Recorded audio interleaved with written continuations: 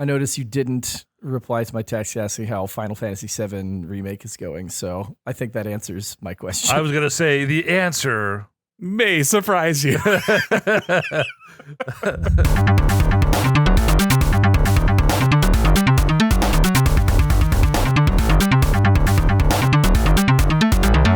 Prince of awesome.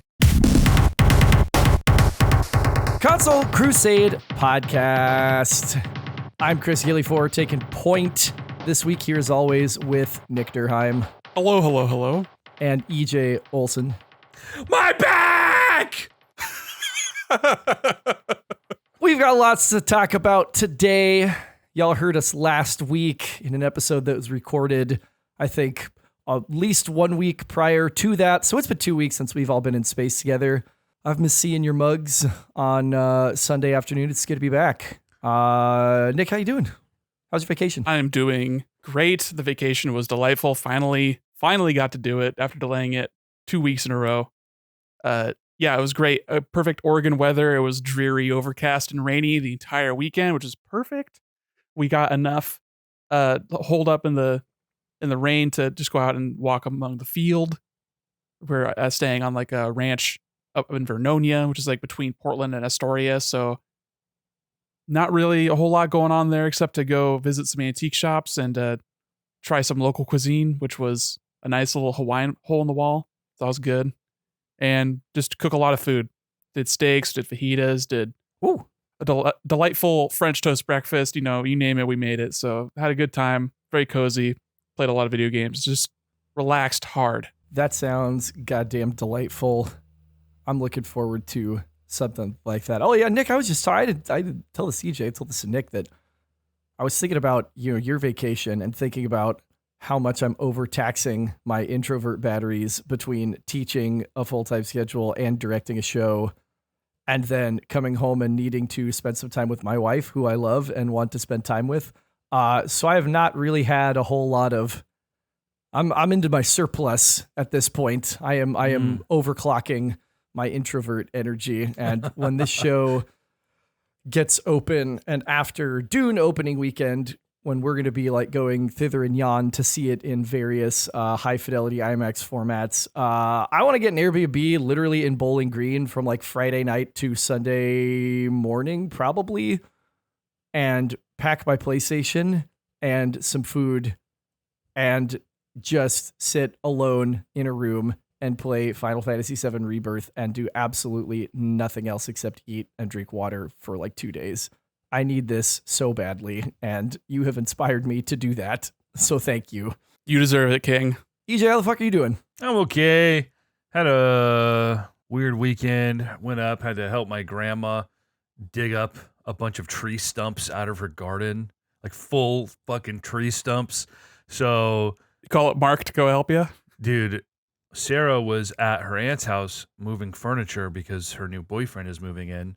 And I said, I'm not fucking doing that. I'm going to my grandma's. But then my grandma put me to work. So that was my penance for blowing off Sarah's family. So I'm very sore today. I mean, I had a shovel. I was sawing. So this right arm got way more use than it surprisingly gets on a daily basis. So my lower back, I mean, it was a couple of hours out there, but it was a beautiful weekend. The sun was shining. Dude, it was funny. Really Nick, nice. You were like, oh, it's perfect Oregon weather on our vacation last week. And I'm like, I'm pretty sure we recorded like 3 podcasts during the ice. And so for 3 weeks, people think we've just been living in a fucking horrific ice storm. We're losing power. Things are flickering. And it was like a 4-day span or something like that. I'm back home now. I'm tired. I'm sore. And I'm ready to listen to you guys talk about Prince of Persia. Oh, believe it. We will get there. We have a full Kubrick review of Prince of Persia between Nick and I, which I'm excited to dive into later on. Along the way, we're going to break down the state of play that aired last week. Got some new looks at a couple of upcoming games from Sony and a really, really interminably long look at another fucking Hideo Kojima joint. Yay! And so we'll talk about that. We will do a very brief, because EJ, I think, might actually explode out of one or more of his orifices if we do not let him release the rant he's been sitting on for 2 weeks. No one say the T word to EJ, okay? Like, we can't set him off too early. No one say the T word. To can? Or make reference to a specific dollar amount. So we're going to do that. We'll see how brief that can be, because I'm sure that we're all going to jump in and it's going to be a whole thing. We also are continuing with our honorable mentions list of games on Nintendo consoles that we really love, but maybe don't get the kind of love they deserve and are not on our top 100 list, which we're getting close to 150. So stay tuned for us to make our first bout of revisions to that list in a matter of weeks.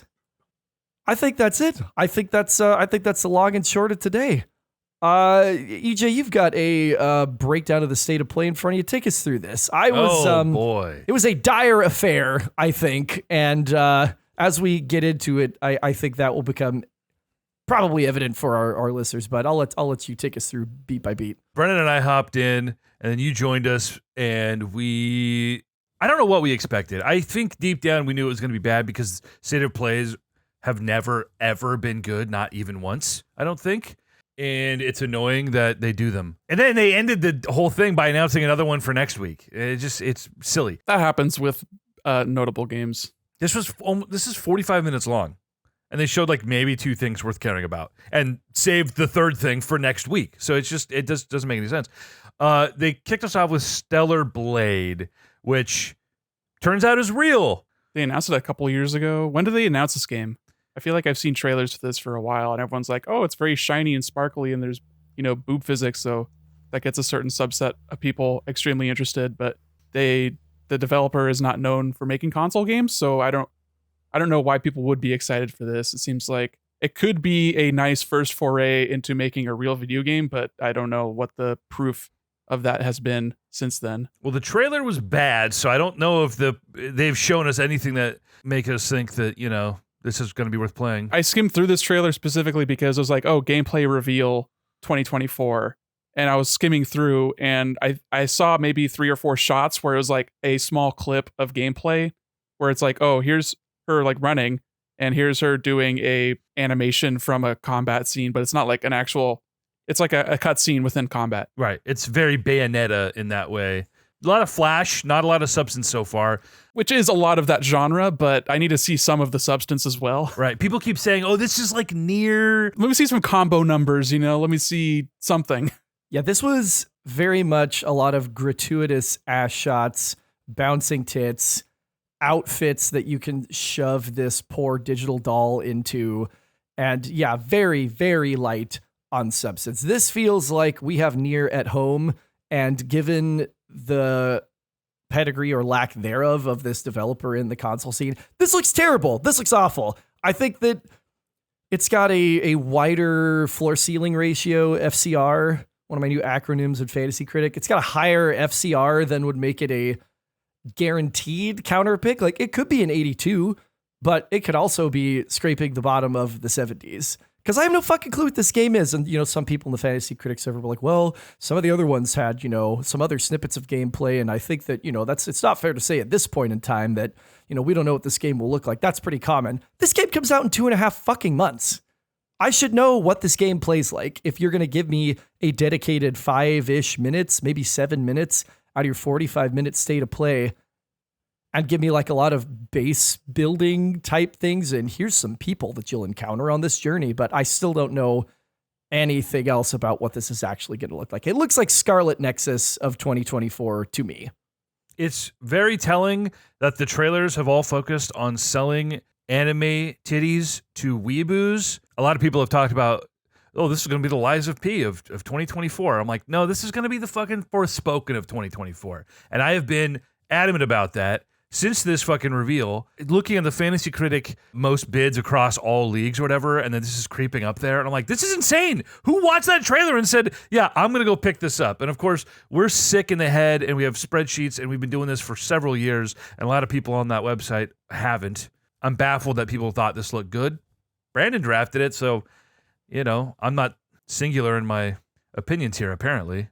I don't know how to feel about this because I feel like people see Sony giving this game a lot of shine, and it's been on a lot of Sony-specific marketing with the State of Plays, and I think it's only ever shown up at State of Plays. And I think that just floats it up for a lot of people.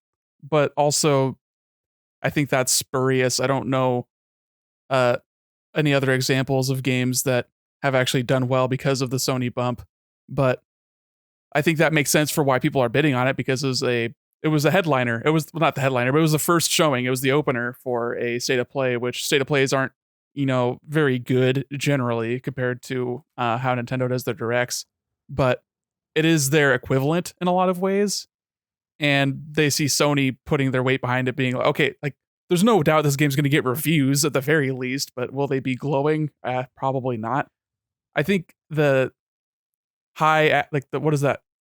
The genre is stylish action games.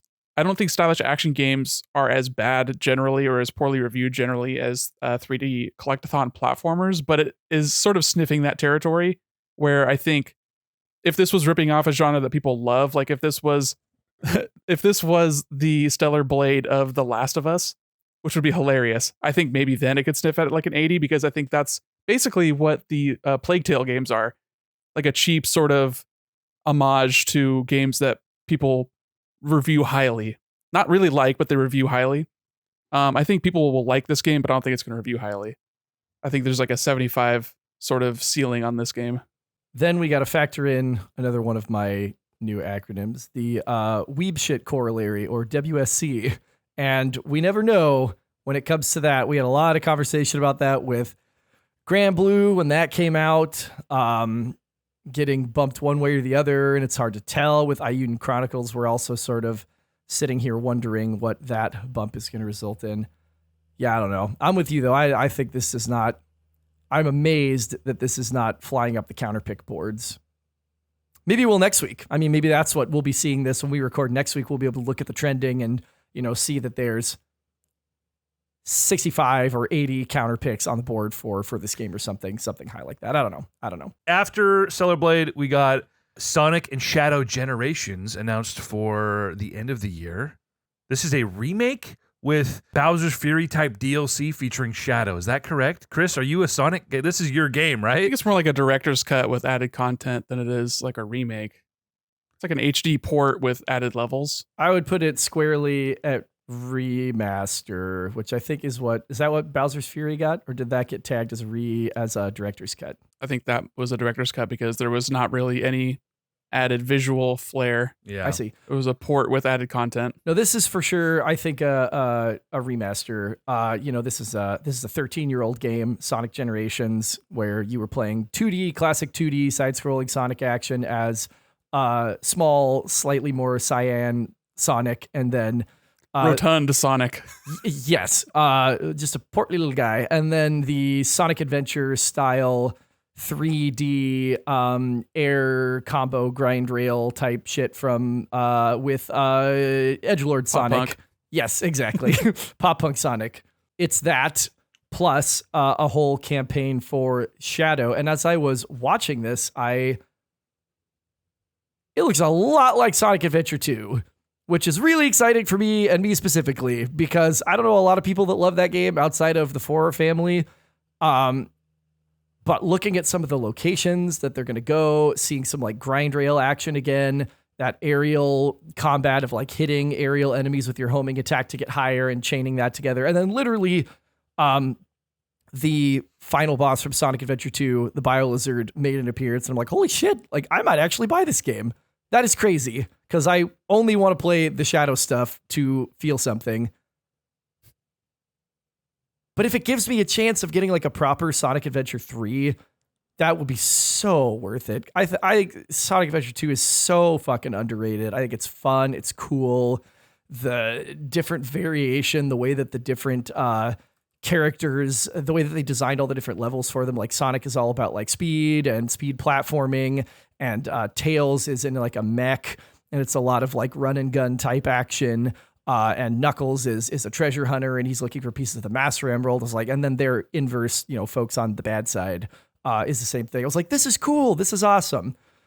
Would love to see that kind of Sonic game make a return, and not whatever the fuck Sonic Frontiers was. I always felt like Generations was kind of billed just as what you're describing, Chris, where it's like, here are the different eras of Sonic and our sort of love letter as well written as a love letter by Sega for Sonic can be done.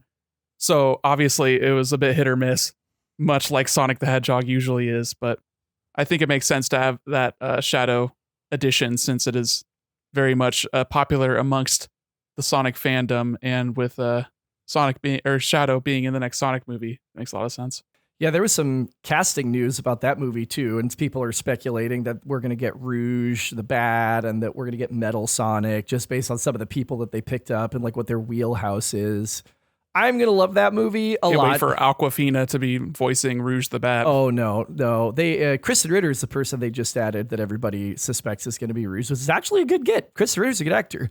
I will love that movie, and I will not be ashamed of loving that movie. I've loved both the Sonic movies so far, and it's not good, but I like it. It's perfectly cromulent, if unspectacular. After Sonic, we got a quick little Foam Stars trailer, which is like PlayStation's Splatoon adjacent battle royale game, and they announced that it will be launching day and date as part of the PlayStation Plus program on the 6th this month, which will be before this episode is released. So that's at least cool. Don't know if this game's going to be any good, but people are going to play it. That game has servers shut down within 12 months energy. Woo. And it's had that ever since it was announced last year. Yeah. I mean, I'm sure it'll be fun for a couple games, but being fun for a couple games does not pay the bills, and Square Enix is going to shoot that puppy in the crib. Yeah, this is completely uninteresting to me. You never know, though, with some of these multiplayer games, how they hit, and being free to play on launch is like one good way to at least get people. I mean, Pal World has, at 2 a.m, I am looking at YouTube and it's got 22,000 viewers on YouTube Live or whatever. I mean, it's just absurd. Like, who can predict how these things work? But Dave the Diver is coming to PlayStation. Great, good. Have you guys played that game, Chris? Have you touched that? Sounds like a Nick game. I have not touched it. Yeah, Bren really liked it. Great. Was that PC only? No, it's on Switch now, I think. Oh, okay. And it's got Godzilla DLC, which everybody's doing Godzilla DLC. Toho be making deals.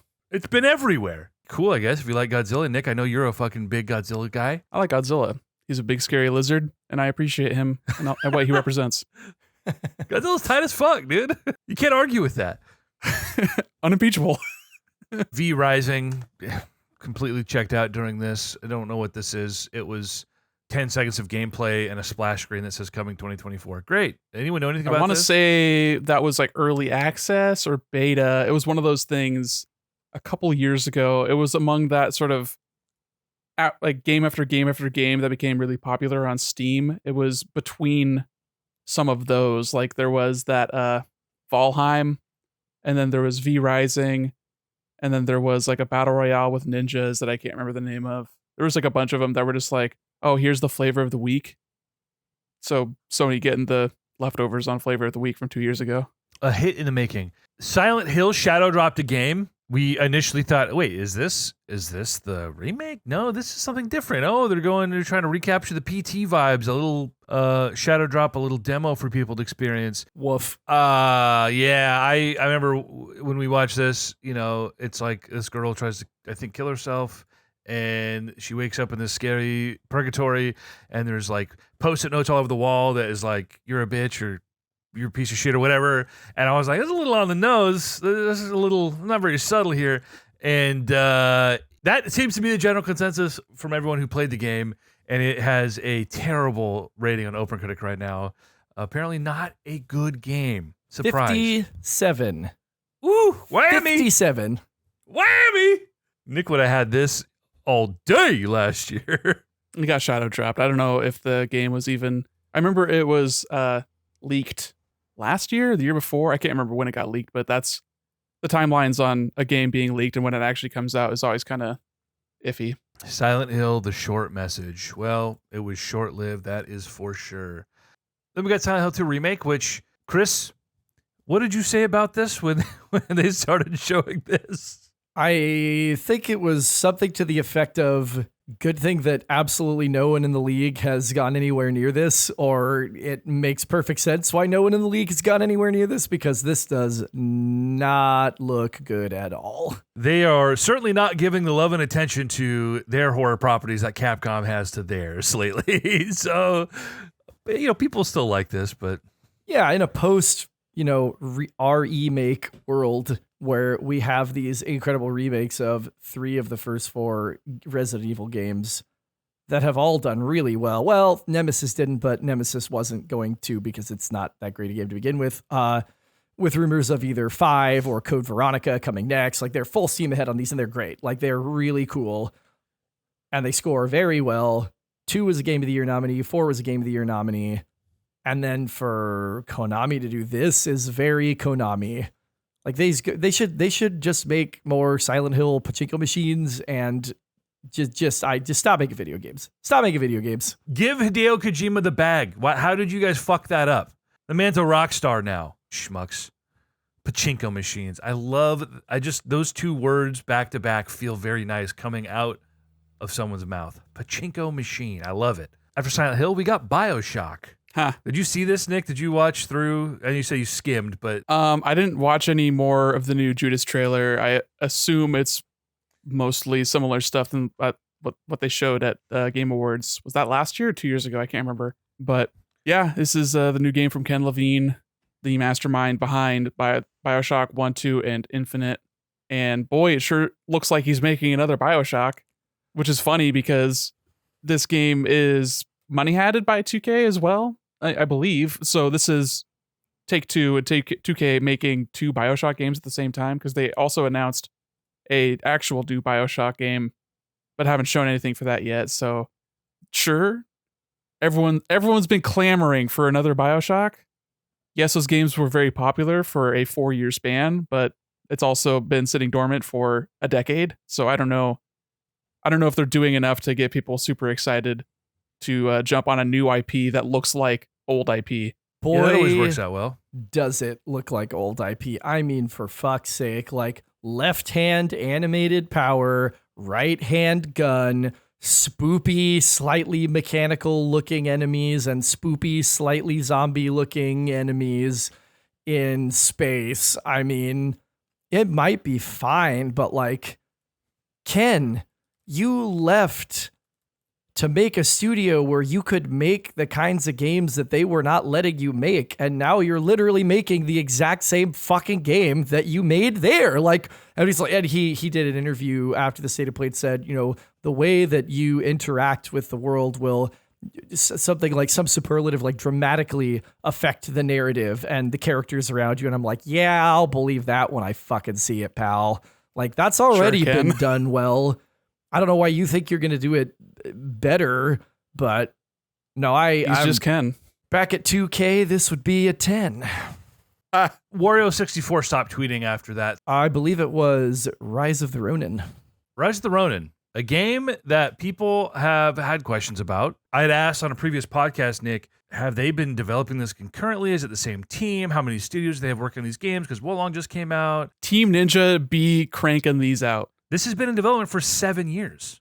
They also made the Final Fantasy one, Stranger in Paradise. Oh, yeah, they did. Oh, my God. I still got to get to that. That'll be a laugh. Wait, That'll actually? be a fun couple weeks. Yeah, that was them. That's Team Ninja, dog. Oh, wow.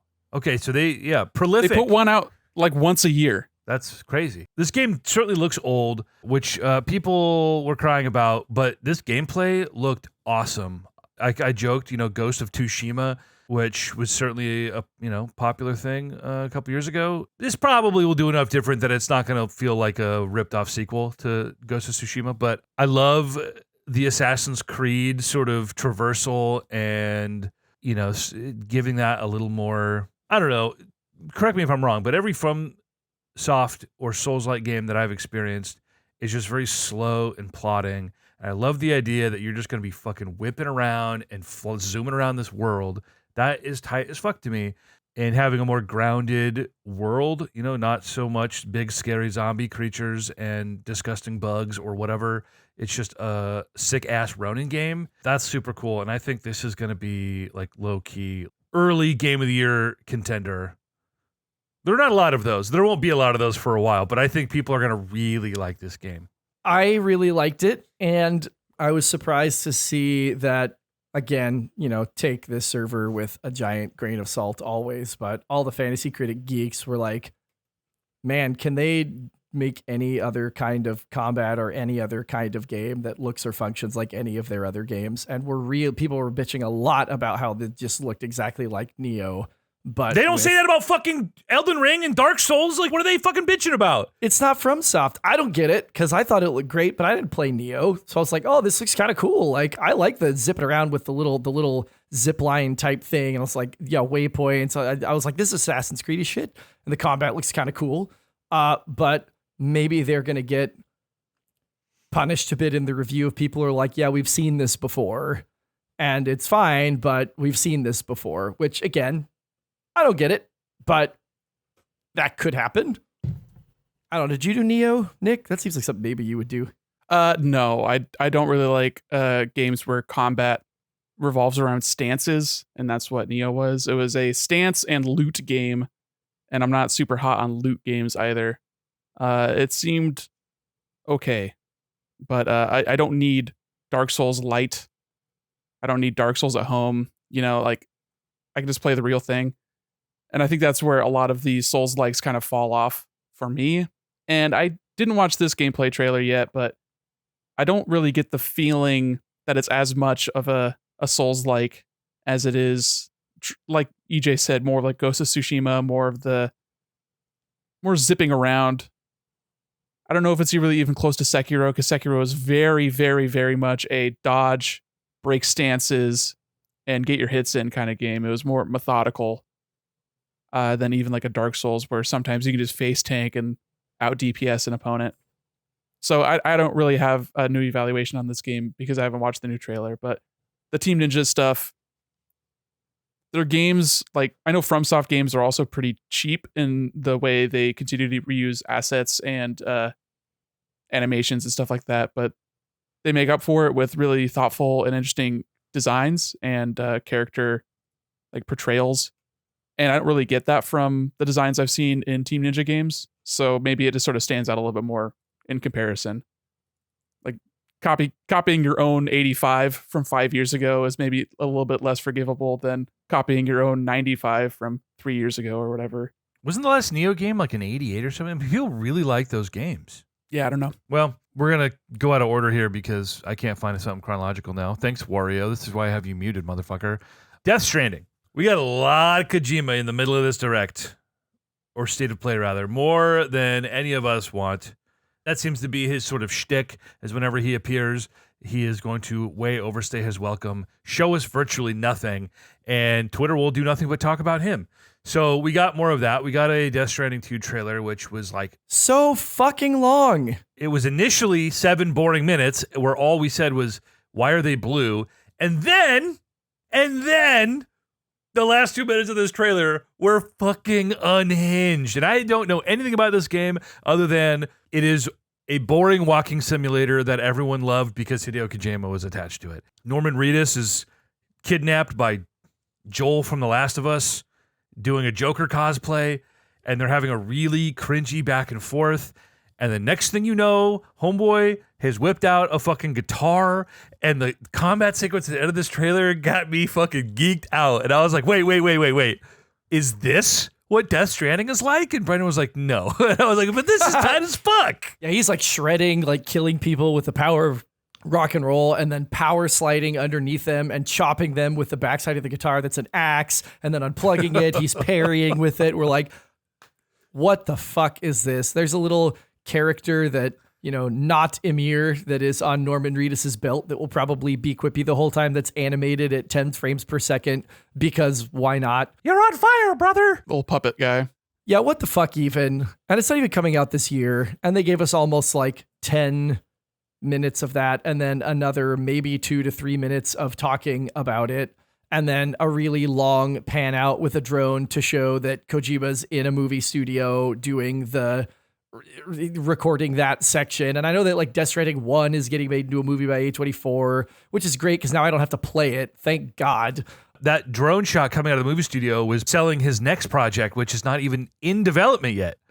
This is the post Death Stranding 2 game that they were trying to sell us on. And then, the shot was cool. They come all the way out of the studio and they drone shot up to the wide shot out there. And So it's like, oh, that's OD? interesting. Question mark? Or something besides that even? Pissant, fizzant. I don't know. Also, EJ, here's the rest of that thread that you lost. Oh, you got it for me. What a Yeah, you said to sweetheart. scroll up. I found the last one, and you just scroll up. You passed over your fantasy critic pickup with Metro Awakening VR. Everyone loves VR, dog. I know that VR can rather have a wide spread, and that's okay. The best VR games, Asgard's Wrath 2 got like a 90 something last year, right? Okay, so you can name probably 2 games total that have broke 90. Well, people love Metro. I mean, none of those games have been below. None of them have gotten a 90. Well, I'm not sure. saying it's going to be a 90. Jesus Christ, I'm just saying It's a good pickup for $1. I mean, it was a good pickup, and yeah, it's People love Horizon also. that was was a a good perfectly pickup. good pickup. Perfectly good 82. pickup. 82. What are we You doing? roll the dice on Metro. That's all I'm saying. Yeah, I mean, it's a dice roll, but as Chris keeps talking about in our league and in this year of video games, that there's a drought coming, and while I don't think it's going to be as dire as he thinks, Nick, you should know, drafting unannounced mainline 3D Mario game, that like we're going to have to take some of these swings this year and hope it works out. We're living by a different philosophy. Some of us are still playing it safe, playing it slow, but you see a Metro VR game, I'm hoping that's an 85. People are going to like it. Fingers crossed. I don't know. We'll see as more is revealed. It's probably an 81. Coming 2024 does not lead me, it does not give me confidence. I also don't know if this was a new game or if this is like a VR port of the original or something. It is a new game. Yeah, I would assume new game because new subtitle. Yep. We'll see. And unless Chris or Brandon decide to counterpick this game, which would not make a ton of sense considering everything Brandon picked up last week. And also Brandon's full up on counterpicks, so he can't even counterpick your weird picks. I think my picks have been, perfectly reasonable. I know Nick, you really wanted Star Wars Outlaws, and That would have been so funny. That's I would fine. have loved that. I dropped it. It was $1 drop, and I still think it's going to come out this year, and we'll see how that plays out. But anyway, Metro. They showed Metro, which is a creepy post-nuclear zombie thing. I tried to play it once, like 10 years ago. Yeah, very Eastern European. I think it's based off of a novel series by either a Russian or Ukrainian author. I can't remember. Yeah. Great. So we talked about Kojima, Fizzant, in collaboration with Columbia Pictures. Great. How'd the new Dragon's Dogma trailer look to y'all? I've kind of maintained that this looks like a weird sort of, it wants to be Dark Souls and it wants to be The Witcher, and it has these Shadow of the Colossus elements with these gigantic boss fights. And I'm like, I don't really know what this is. The last game got like an 80. That was a long time ago. I don't really know what this is trying to be.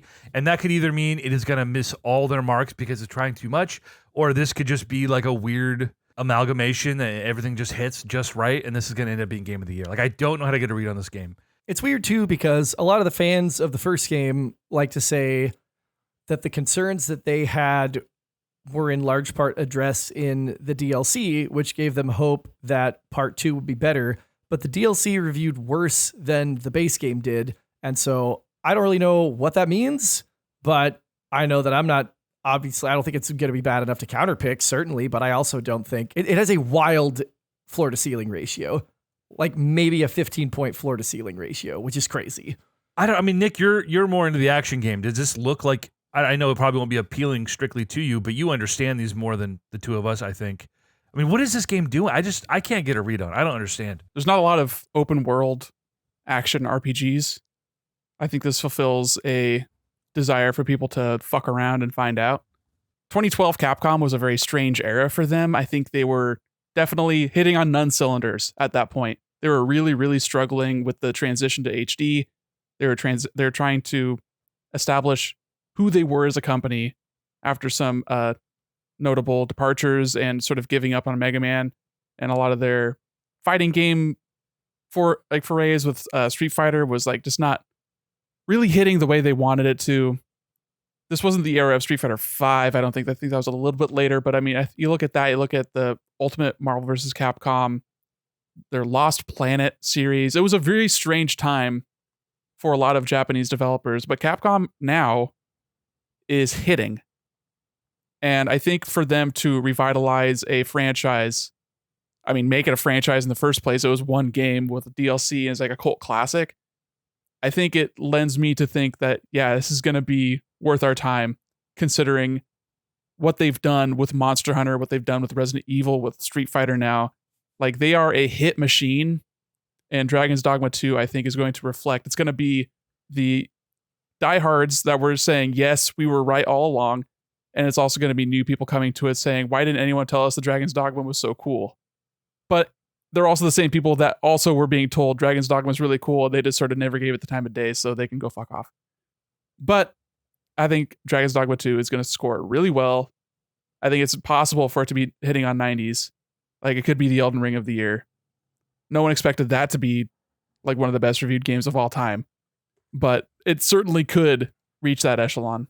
Well put. It's like playing The Witcher if it wasn't boring. Okay. You talking about one of the highest reviewed games of all time. let's not be throwing stones. Boring games can be reviewed highly, EJ. There are plenty of boring games that get 10s. Look at the whole Dark Souls series. You know, Nick at me with, you owe it to yourself to have Elden Ring on your shelf as one of the highest reviewed games ever. And I'm like, sure, we'll see. I owe it to myself to have The Witcher on my shelf. I already own it on PC, but I have to have a physical iteration or else it doesn't count. Oh my gosh. The thing about The Witcher is that, like, while the combat is not the star of the show, it's a game where the characters and the plot and these branching quest lines, that's the stuff, you know. You also like Skyrim, you know, so it's different strokes. You know, you want spreadsheet combat. I want immersive. I'm a gunner. I love Skyrim and The Witcher. God damn it, Nick.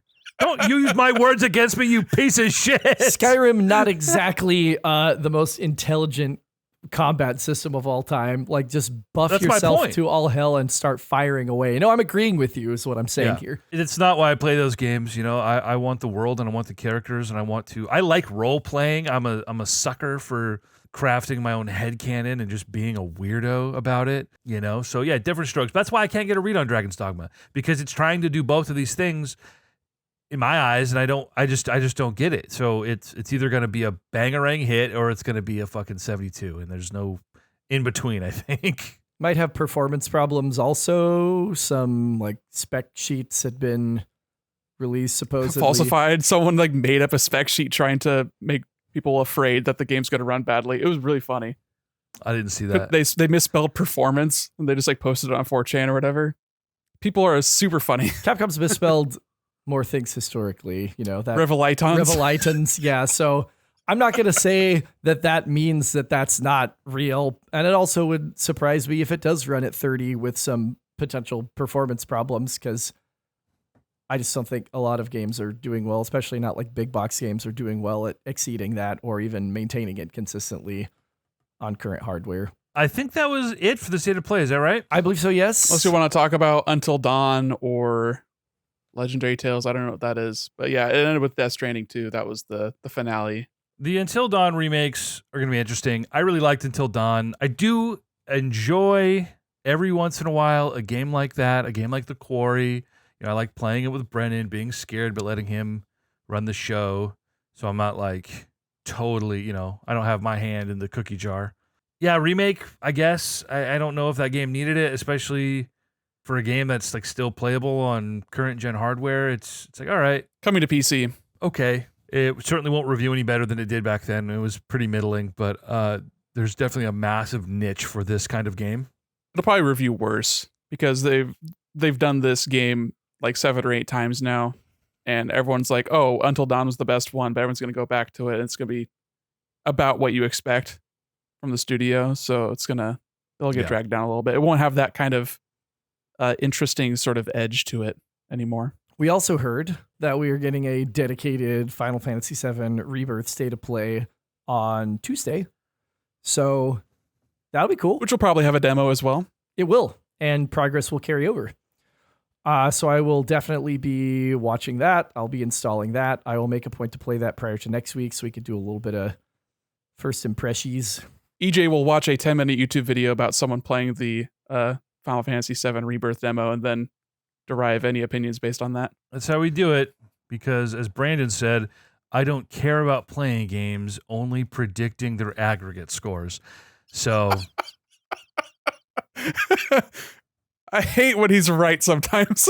it feels bad when Brandon's right, because it doesn't happen very often. It doesn't happen very often. Well, because he's too busy playing games, he's really bad at predicting their aggregate scores. Him predicting how good a game is going to be, how well it's going to be received publicly, he has no earthly idea how to do that, because he is playing nothing but 65s that came out 12 years ago, starts 9 of them every month, finishes nothing. And let me tell you, I don't want to say we have to print any retractions here. Well, we do. And we should do that before you get mad, so that it doesn't seem like I'm being contrary when you go on your rant about the T word. We had a lot to say 2 weeks ago, prior to the release of Brandon's first 2 games, Like a Dragon Infinite Wealth and Tekken 8. Mostly about Like a Dragon, but generally speaking about Brandon's ability to make good choices in this league. Well, I'm not going to broadly vindicate Brandon, because that will be factually incorrect and journalistically unsound, but I am going to give the man credit where it's due, that we spent a sizable portion of time fucking roasting this guy, especially over Like a Dragon. That Brandon's like, yeah, I think that could be a solid 90. And we're like, you're fucking insane. That game is an 80. It's always an 80. Insert clip times like 6, because we mentioned it so many times in that episode. I'm sure you already have it earmarked, DJ. I heard you say that you were listening back to some stuff for some insert clips, and maybe that was one of them. And here comes Tekken 8, and here comes Like a Dragon with dual 90s, which is the last thing that any of us expected for Brandon to do with his first 2 picks. Now, since then, his hubris has grown to Jupiter-like proportions, which has not gone well for him with some recent acquisitions. But we were wrong about Like a Dragon. And I don't know how informed Brandon was to get to the thought it was going to be a 90, or if he closed his eyes and threw a dart and he happened to hit a bullseye. But we were wrong. And I think it's fair to say that we were wrong. Now, that being said, EJ, you have a lot that you would like to say about a lot of things, so please take it away. I do want to point out that when we were talking about Brandon's decision-making in the league, Like a Dragon and Tekken 8 were the only 2 good decisions he has made between the draft and now 3 or 4 weeks of pickups. So we weren't necessarily using those to like poo-poo his decision-making. We just were like, yeah, when he says, oh, Like a Dragon's going to be a 92, we're like, all right, dude, you have no reason to actually believe that. You're just saying that. You're just irrationally confident, and you just say things, and you double down enough, and you hope that it's true, whether it is or not.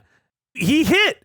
Brandon wasn't being prescient here. These were the best picks at that slot at the time, and the fact that he got the 2 best scores in the respective franchises' history is nothing but sheer dumb luck. And that's fine. That's part of the game. Nick drafted fucking Metroid Prime Unannounced Remaster last year, had 28 points on it. Sometimes you just have to have dumb luck, and it fucking works out for you, and that's great when it does. But, well, first, I should say, our whole point in our talk last week wasn't so much poo-pooing the idea that these could be better than we thought. That happens all the time. Jake Stradamus is a fun bit, but I'm not always right.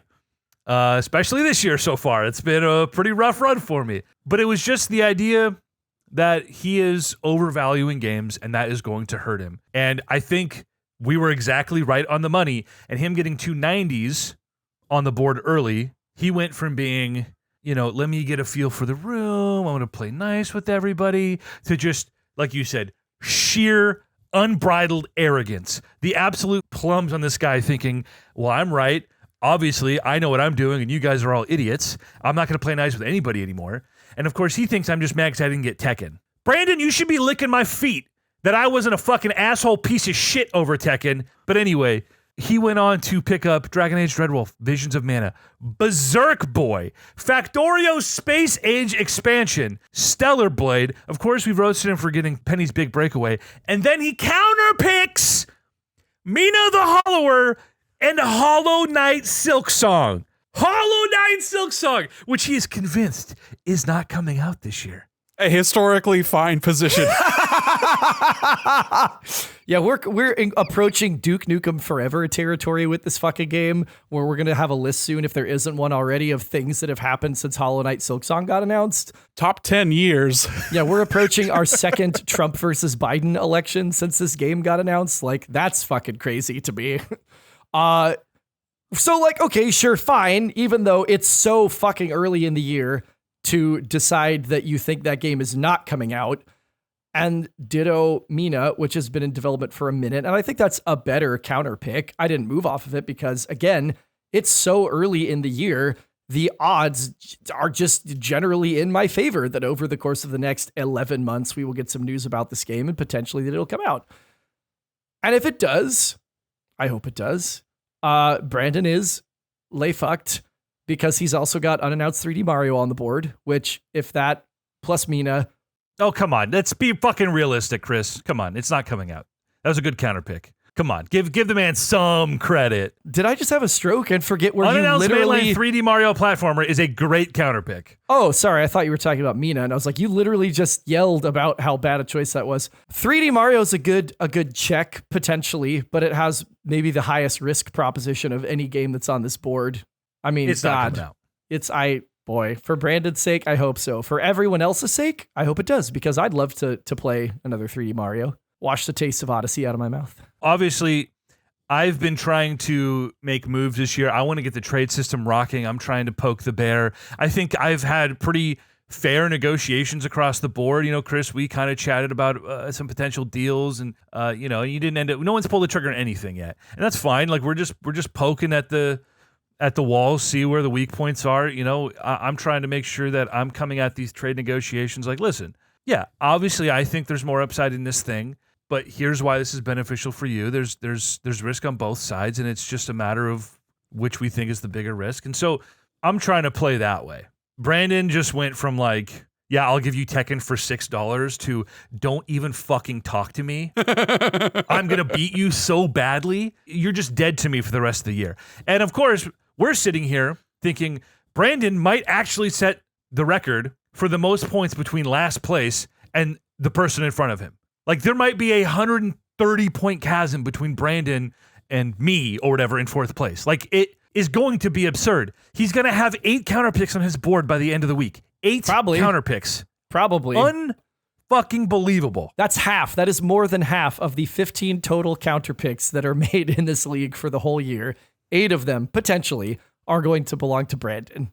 That's nuts. I think 6 is already a record for a single person in an entire season. Correct me if I'm wrong. Maybe the first year, but even then I think we only did 2 counter picks. We drafted them right at the beginning, didn't we? Like, I don't remember. I don't think that, this is fairly unprecedented territory that we're in here. And yeah, dude, Stellar Blade after that state of play felt like a bait bid, and Brandon just came right into the Discord and said, no, I think it looks great. We're like, and Berserk Boy, which, holy shit. Oh, buddy, old pal. Oh, my brother in Christ. Brandon, these games never, ever, ever, ever review well. Never review well. I know we're sitting here just absolutely dumpstering Brandon, and he's not here to defend himself. But again, the three of us, for the most part, we have a pretty good rapport, talking shit to each other.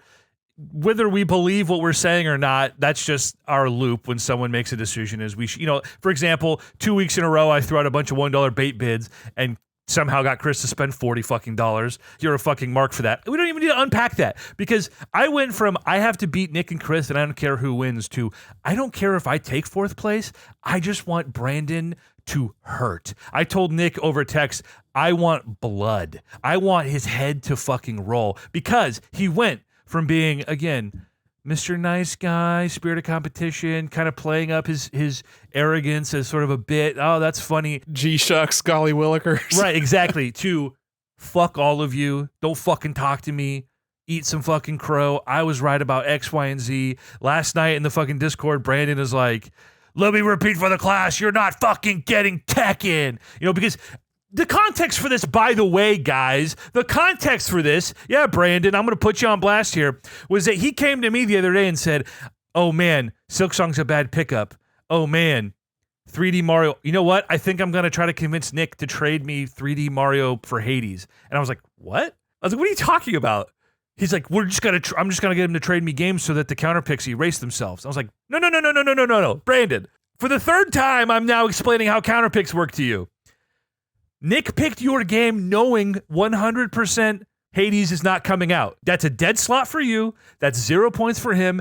That is the best scenario given the circumstances. That was the one and only surefire, absolute fucking dinger of a counterpick we've ever had in 4 years. So he's thinking if he just trades his unannounced mainline Mario counterpick to you for your Hades 2 counterpick, that somehow does something for him. After explaining how counterpicks work, I told him having a 0 in your counter slot is an ideal outcome, and games being delayed or zeros. Great. I said, so best case scenario, somewhere down the road, you trade a well-scored game along with Hades to someone who can afford to lose a slot on the upside that you can score more points using those 2 slots than the well-scored game you're trading along with Hades, right? So Tekken and Hades, now you have 2 slots to work with instead of whatever. I said, but it all depends on how you're doing, projecting relative to the rest of us, and considering at least 3 of your counterpicks, won't be coming out this year. Woof. But I said, but you keep having faith in Dreadwolf and Suikoden, and we can talk next quarter after they all get 2025 release dates. And so this led him in the fucking chat yesterday. What did I say to him that really set him off? First, I said, Brandon somehow still having more money than Chris is the real surprise because, as Nick said, there was not a lot of competition in the picks this week because the headliner was Berserk Boy. Chris says, what's the record for most counterpick games on a single roster? Whatever it is, Brandon's breaking it by this time next week. And I said, you're not kidding. I said, I'm really regretting my indie pick, which is a 0 at best. I could be putting points on the board. And Brandon said, I want to be the most counterpicked so that when all my guns come out at 90, I'll sink everyone's battleships at once. That's funny. I said, your irrational confidence is going to cost you. You'll need to trade your 90s just to free up a countered slot and that Hollow Knight counterpick. And he just says, allow me to repeat to the whole class can hear, you're not fucking getting Tekken. And I said, yeah, you're not getting 4th place. So I definitely struck a nerve with this guy. Again, it's not that he's just making bad decisions. It's that the hubris and the absolute heel turn that he's pulled in being just an irrational asshole about everything now when he is still so far and away in last place. Nothing about anything he has done screams anything other than I am 2021 Chris. Sadly true. I don't understand where this attitude is coming from. So anyway, I just backed off at that point. I was like, Brandon, you had one friend in this competition and you let an early lead completely ruin that for you. I went from like I'm going to feed you info. It's gone. My only goal now, I want him to lose so bad, he has to sit down with his wife and say, I don't know if I'm cut out for this. I don't know if I have the plums for Fantasy Critic 2025. Sitting down with his wife for a very dour and serious talk. Hey, babe, I took 5th. Who could have seen this coming? Except for everybody I know and love. To be fair, his one friend in the competition did try to snake a game away from him for way less than it was worth. And you knew that. And I'm not saying that it's not in the spirit of good competition, but I am saying that you would have been quick to do something that would have leveraged him if it would have benefited you. So let's be fair. Let's be fair here. Brandon burnt the bridge, but EJ was holding the matchbook, is what you're saying? That is exactly what I'm saying. He took it right out of EJ's hand and threw them all on the burgeoning flame and then fanned it with a gigantic anime-sized fan and just watched it burn to a cinder. Of course, this was Brandon being a chaos monkey, as we've well established, and I just was at the right place, right time kind of situation. But going from I just want to sow chaos to you're all going to die by my hand is pretty funny. Again, we're only 4 weeks into the year. I basically just said good luck the rest of the way. Like that was the end of my shit talking. And he said, it's lonely at the top of the world. Enjoy the view from down there. And I thought that was the end of it. Oh, then Brendan gets off work and starts reacting to things. And Brandon just hops in the chat. He's like, oh, EJ got his feelings hurt and had to call his goon squad. And Brendan is like, what the fuck are you talking about? And Nick is like, is he having a stroke?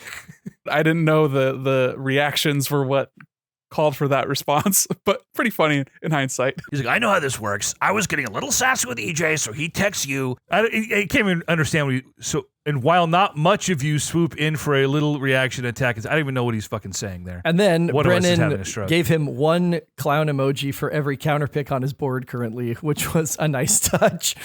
That was good. So, of course, then I was texting you guys privately about it because at the end of the day, I don't want to pile on. I don't want to take the shit talking to such an extreme that I'm actually upsetting people. So I've given Brandon his medicine and he's given it back. And like, that's the end of it, right? So we have a little exchange with a couple other people. But basically, at the end of it, I told Brendan, I was like, how pets don't have any clue that they literally just die if you stop taking care of them for a week? That's Brandon not realizing how much shit we hold back when talking crap to him in the Discord. It's like, this is all good fun here, but keep poking the bear and it's got to get out of hand here, buddy. Oh, man. So anyway, that's our half-hour shit talking. One of my best friends who is really being... maybe, you know what? What if this is all still just a ploy? What if this is all him just continuing to be an absolute goon, dragging out the worst in you? Yeah, and he's just like, I don't care if I win. I'm just trying to cause chaos. Like, maybe he's still doing that. Well, he's already tilted you pretty hard if you want his head to roll more than you want to win the league. Like, that's crazy. Yeah, I just want him to be, I just want to smash him. He's been this way the whole time. Like, even in the draft was like, I have the best games. None of you understand the strategy that I am unfurling. Although he did admit finally this week that Hades was stupid, that was a really dumb choice. But he has been very consistent. He didn't understand how counter picks worked back then, but now he does. Wait, no. Now he does. After having to have it explained again, now he understands. Oh, man. No, he has been. He has been leaning into the bit of like, I know better than everyone else. And that's a funny bit. That's fine. But it went from a joke to real life after he put 2 20-point games on the board. He's not kidding. Again, I'm just going to slam my head into the wall and say it until it's true or not true and then cope after the fact. No, Brandon's pretty good at eating crow when he needs to eat crow. So I know if he does lose, he'll be a good loser. And if he wins, he'll be a great winner. He won't win, but if he does, he'll be gracious about it. Doubt. And history has shown that I have been quite a gracious loser. If Brandon wins, guys, we're going to concoct for him the absolute best fucking league prize we have ever seen. Okay? Yeah. We will. We will. It's true. It's true. But of course, he's not going to win, and I'll be making a league prize for my other best buddy, Brennan. So that's all well and dandy. Maybe I went too hard in the paint. Maybe I'll cut half of that out. You have the power of the pen, sir. If you wanna cut some of that, and you probably should, then that will be great. Feel better? Get that all out. You feeling good now? Dude, I wish I could share Gotta some of the bleed it out, things dude. that were shared with me privately. Brendan had some rage after some of Brandon's shit talking. So Brandon's doing a good job of getting us riled up. And if that's his intention, good job, Brandon. You nailed it. Getting the blood up. Here is a segment from a voice memo EJ sent to Chris during a heated post-pod discussion regarding the trade system, the competitive landscape this season, and a particular trade offer between EJ and Brennan.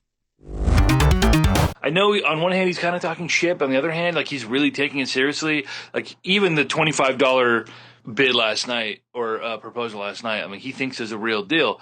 And as we're going back and forth today, really my main goal is to generate as many gotcha moments as possible. And when we get to mid-year or closer to the end of the year, when everything we've predicted about Brandon has inevitably come true, he's going to look back and say, wow, maybe I should have been willing to, roll around in the mud a little bit. And that's why I told Brendan today when he and I negotiated on Dragon's Dogma, and he wanted some coding because he thinks it's a guaranteed 0, and I kind of waffled a little bit, and we came to this proposal, and now he's waffling. So we talked this morning, and I told him, I said, the way I'm looking at the trade system and all of the games on my board and my cash in the bank, it's a different game this year, right? It's all about asset accumulation, asset retention. This is why I was putting $1 bids out, seeing what sneaks through the cracks, trying to get people to overpay, trying to get people to fill up their counter picks way too fucking early. So then it's a free game. It's rent to own. It's $1 games. Now I've got assets to play. Now, and that's why I told Brendan exactly. I said, Brendan, if I traded you a $15 and $10 and a 0 counter pick and you give me a 90, I still lose the trade. But for me, I'm taking the risk that World of Goo comes out. I'm trading the $10. Suikoden's a good counter pick. I'm taking the risk that your game is going to be a 90, but I have to look at it like, oh, I traded $11 for Dragon's Dogma. Now it's fair. It's fair for both of us. And he was flummoxed. He was like, well, I didn't look at it. Oh, that's interesting. Oh. So, like I said, it's a different game. And that's how I'm approaching things, taking things slow. You think the drought's coming. I don't. That's going to change our philosophies and how we approach the game. But I just want as many instances where Brandon is making a bad decision, both in negotiating trades, whether that was Tekken for $6 or refusing Tekken for $12 or refusing, X, Y, and Z for $30, whatever. And more so highlight his refusal to understand what the fuck is actually going on here. His propensity for completely overrating games, and even though it worked out twice, he's got 8 games on his board that are fucking awful, given the context of the current year and competition. But I'm going to fucking poke and remove myself like I did on the Discord the other day, and I'm going to have an absolute banger fucking folder full of shit that I'll share with all of you, and we can just come at him and say, wow, Brandon, if only you would listen to us. If only you were willing to take these overpays for your 90s in an attempt to self-correct. But he's going to cling on to those fucking 90s till the end of the year, and he's got 7 games that didn't come out, and he'll be scrambling at the end to try and make a deal happen when no one has cash or slots left. And that's totally fucking fine. It's going to be funny. And I'll say, I told you so, man. If only you would listen to me at any point when I was still your friend in this competition, offering you genuine advice, and then trying to get you to make a fucking deal of some kind, knowing that you have already dug yourself a hole. And I'm like, Brandon, you don't notice me trying to go after Nick and Chris's and Brennan's fucking games like this. I thought I offered an overpay for the Prince of Persia and the counterpick situation. We didn't come to a deal. That's fine. But I'm like, Brandon, I'm trying to make a deal with you, not only because your attitude fucking sucks, and I'm trying to make a point, but also because you are so far behind the competition right now. I'm still trying to offer you a chance to self-correct. It's not going to happen. It's going to be glorious. I don't disagree that trades probably aren't going to start happening until later in the year. I think that's a bad evaluation of the economy and the competitive landscape. I think your view on the entire thing's a little pessimistic, which is your prerogative.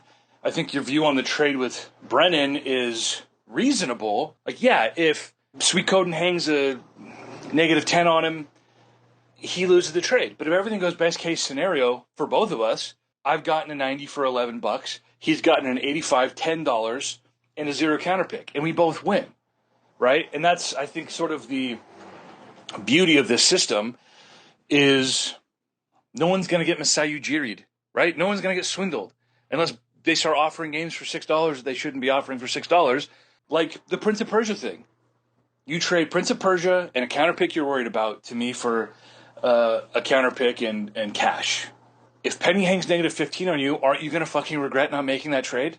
I would, of course, if it hung -15 on me, and vice versa. If you get a 65 or less, I'm going to wish I had offered another game or more cash and done more to make that trade happen.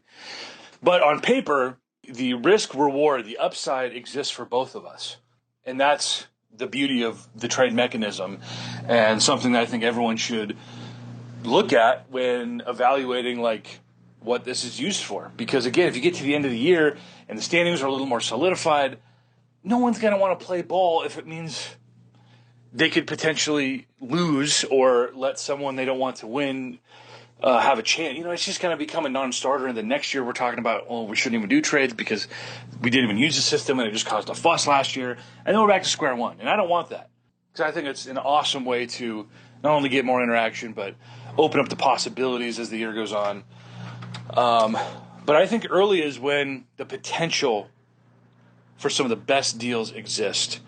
And inevitably, Brandon is going to realize that everything we said is true, and he's going to be in this fucking hole, and he is going to come crawling to us in fucking June or July, and, he's going to have 4 delayed games, and he's going to have a boner pick in Penny, for example, and he's going to say, oh, shit, I have no money left, I've got no slots left, I need options here. He's going to start offloading things to even have a chance at digging out of the hole. And it'll be funny when it happens. It'll be great. It'll be good theater. But I think there'll be a lot of people regretting not being more apt to make moves early in the year. And of course, if I make 4 trades and I hit on all 4 of them, then I have swindled somebody, and that's great. But if I make 4 trades and I miss on 3 or 4 of them, I fucked myself. And that's just the beauty of how it works. We leverage our assets into gambles, and we hope it works. But that's kind of what we're all doing, right? I mean, you paid, what, $6 for Mario Kart, for Christ's sake? I mean, we're all just gambling here. The trade function just gives us an opportunity to evaluate it together and make moves that could potentially benefit both parties, could potentially, hurt one more than the other, but that's just part of the game. Of course, I'm not trying to make moves to hurt any particular person. I'm not trying to sit here and be like, how can I fuck Chris? That's what my bait bids are for. I got you overpaying a bunch of shit. I got some counter picks on you out of it. It's great. I'm not worried about that. I'm trying to make moves because I want points, and I'm trying to be risky because deep down I know you agree with me, because you have Metroid and you have Mario Kart and Nick has mainline 3D platform, and you wouldn't want to counterpick it because you're so scared of the potential of that game. So I know you agree with me deep down that this year is different, and we're going to have to take these swings in order to actually win. It's not going to just be a waiting game and being frugal until the end, and pick up a couple of fucking 88s in August. Or what was Nick's last pick? That Talos Prince we picked up late for an 89. We're not going to be able to do that this year. And I know you know that. And I know Nick knows that. And that's why he drafted differently. So whether this gets you to change your evaluation of the trade system, whether this gets you to stop assuming that everything that I say to you regarding this competition is me trying to fucking game you, it remains to be seen. But it's the truth, and it's how I feel. And I've expressed this to Brendan. And it's not to manipulate anyone. It's just how I feel about it. And whether trades happen or not, and obviously it's looking like they're not going to be happening, I'm going to still keep fucking poking at the cage, because I think there's upside for everybody to be had if they have the stones to play ball. And again, I'm not even casting any shade on your evaluation of certain trades. Again, I don't disagree. It's all a matter of perspective, right? Again, it's just sort of the philosophy of the year and the attitude towards some of these new systems. I keep using Brandon as an example, but again, his refusal to even consider, to even engage in good faith trade talks, which is totally fine. It doesn't piss me off. I'm so far ahead of Brandon in the projections. I'm not even worried about it. But just his attitude and the refusal to even engage when we know he's going to come crawling, or just give up entirely because he's too proud to admit that we were right about pretty much everything the whole way regarding his attitude and his evaluation of the game and the games themselves. Again, I just think now is the time to be a little more optimistic about the eventualities in any of these potential trades, and being more flexible and willing to, I figured you just got a bunch of games without dates for cheap. I figured you'd want to be doing exactly what I'm doing right now, and trying to leverage your cheap assets into more reliable picks, because you have plenty of risks, but you've got assets now. And I think that's exactly what I'm talking about when I'm going for $1 games, is just pieces to play with, things to move around on the board, Chris. If I were you, I would be trying to leverage those with a little bit of cash into games with dates, already scored games, and not preying on anybody's evaluation or their philosophy, but, people who are more apt to take a swing. People like me. People like Brandon. People like Brennan even. I think Nick's a monolith. Nothing we're going to do is going to change his fucking mindset. But I think that's great. You got Earthblade. That's an easy delay. But that's got value in fucking February. Especially for $2 or whatever, right? So how can you leverage that into a more sound pick to eliminate some of your risk, selling the upside to somebody else, and trying to find a deal that is somewhere in the middle, where if it hits best case scenario, everybody wins. And if it hits chalk, you probably win, right? So I'm trying to be flexible about it, because I was pretty obstinate last year. And even though I took second place by a mere 19 points, I think being open-minded about things is going to behoove me in the long run, whether I win or take fifth or whatever. So that's all I'm saying. Oh man, the quarterly is going to be hilarious when we're all in a room together again digitally, and Brandon's 90s will have been 2 months cool. Oh boy. Oh, He's boy. 30 points behind everybody else. That would be pretty fucking funny. I'm hearing that there's a chance that Penny could shadow drop with the direct. Nothing of substance, but that would be interesting because we definitely would have a lot more to talk about in the quarterly if we have some CP action going on. But that's for another time. Good. I'm glad you got to get that off your chest. It feels good to get that out. You know, sort of like purgation, just like, you know, bleeding your humors. Yeah, so you got to that- bleed it. Yeah, exactly. Let's move into some honorable mentions. We are finally getting into the handhelds. We decided to save the Switch for very last in this series, as it is both a home console and a handheld. It felt only appropriate to save it for last. So we're going to be talking about some Game Boy or Game Boy Color games. These are games that are not on our top 100, but that are very near and dear to us, and that we would like to shine a little love on and take a couple of minutes to talk about why they're important to us, what they are for people who may not be familiar. Nick, you want to kick us off? I would love to. I would really quick, just at the beginning, give a special shout out to a game that I want to play, and everything I see about it looks really cool, and it is definitely an actual hidden gem. And that is a game called Bubble Ghost. It is a port from like Amstrad PCs, I think, something like that. It's a little puzzle game, little room by room sort of things. You're playing as a ghost, and you are guiding a bubble through a maze of like spikes and like little traps and stuff. Seems like a delightful pick up and play, perfect on Game Boy sort of game. And I want to play it. I just haven't gotten around to it. That being said, I don't know how much of a hidden game this is, but it is certainly not on our top 100, and I don't think it gets the kind of praise that it deserves, and that is Dragon Warrior Monsters, or nowadays Dragon Quest Monsters. And this is a series spin-off of the Dragon Quest games, kind of RPG royalty Enix joint from the late 80s, early 90s. Huge in Japan, okay to like pretty decent following in the West, but definitely Japan first sort of series. Amazing Akira Toriyama designed monsters, characters. This is better than anything he's ever done in Dragon Ball. Much more variation in the designs.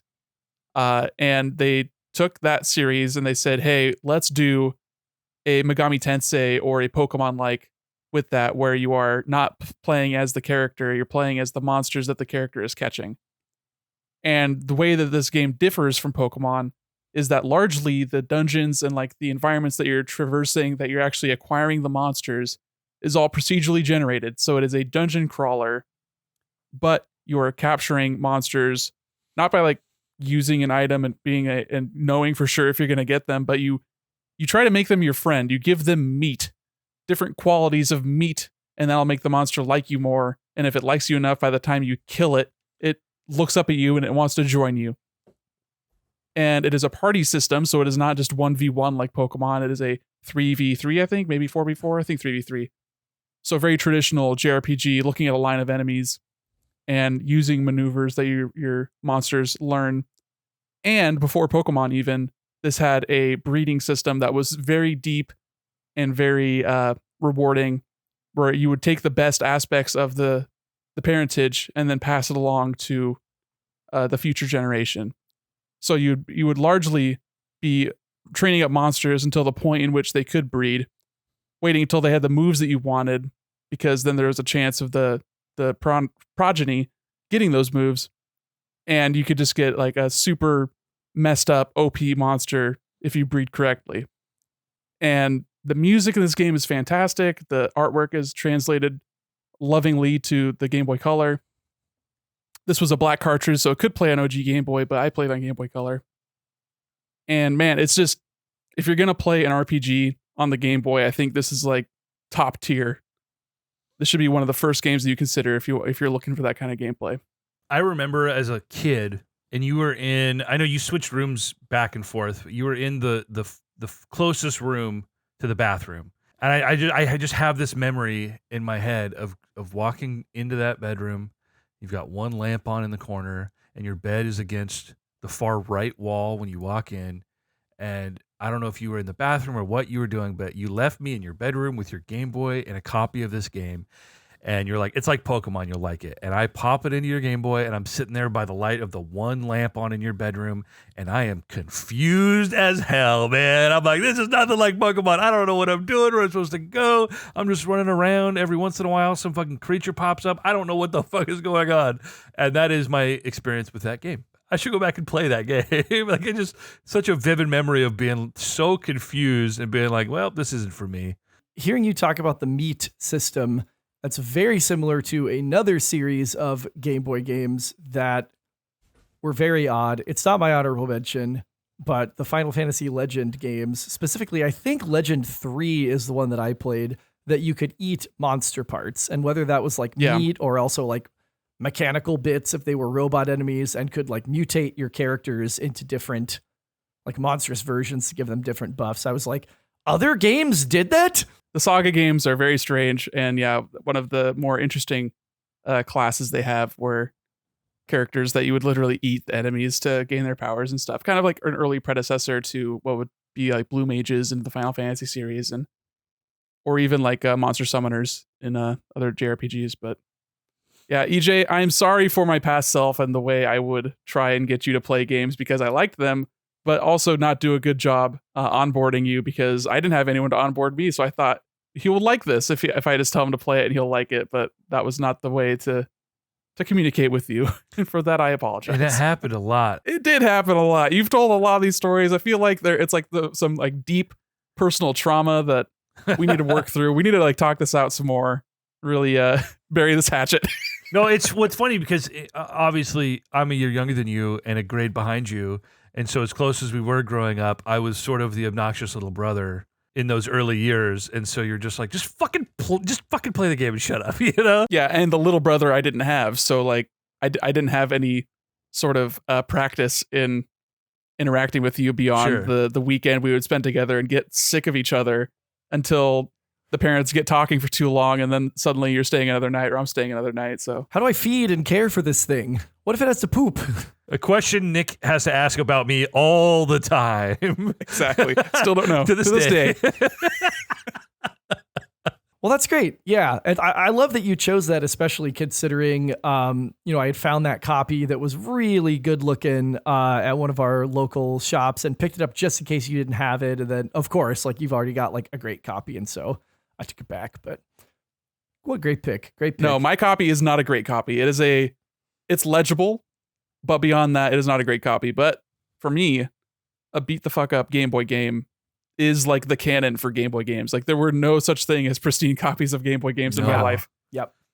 For a portable console and my grubby little paws all over it, like no way in hell. So I'm fine with my copy, but thank you. I do appreciate you thinking of me for that.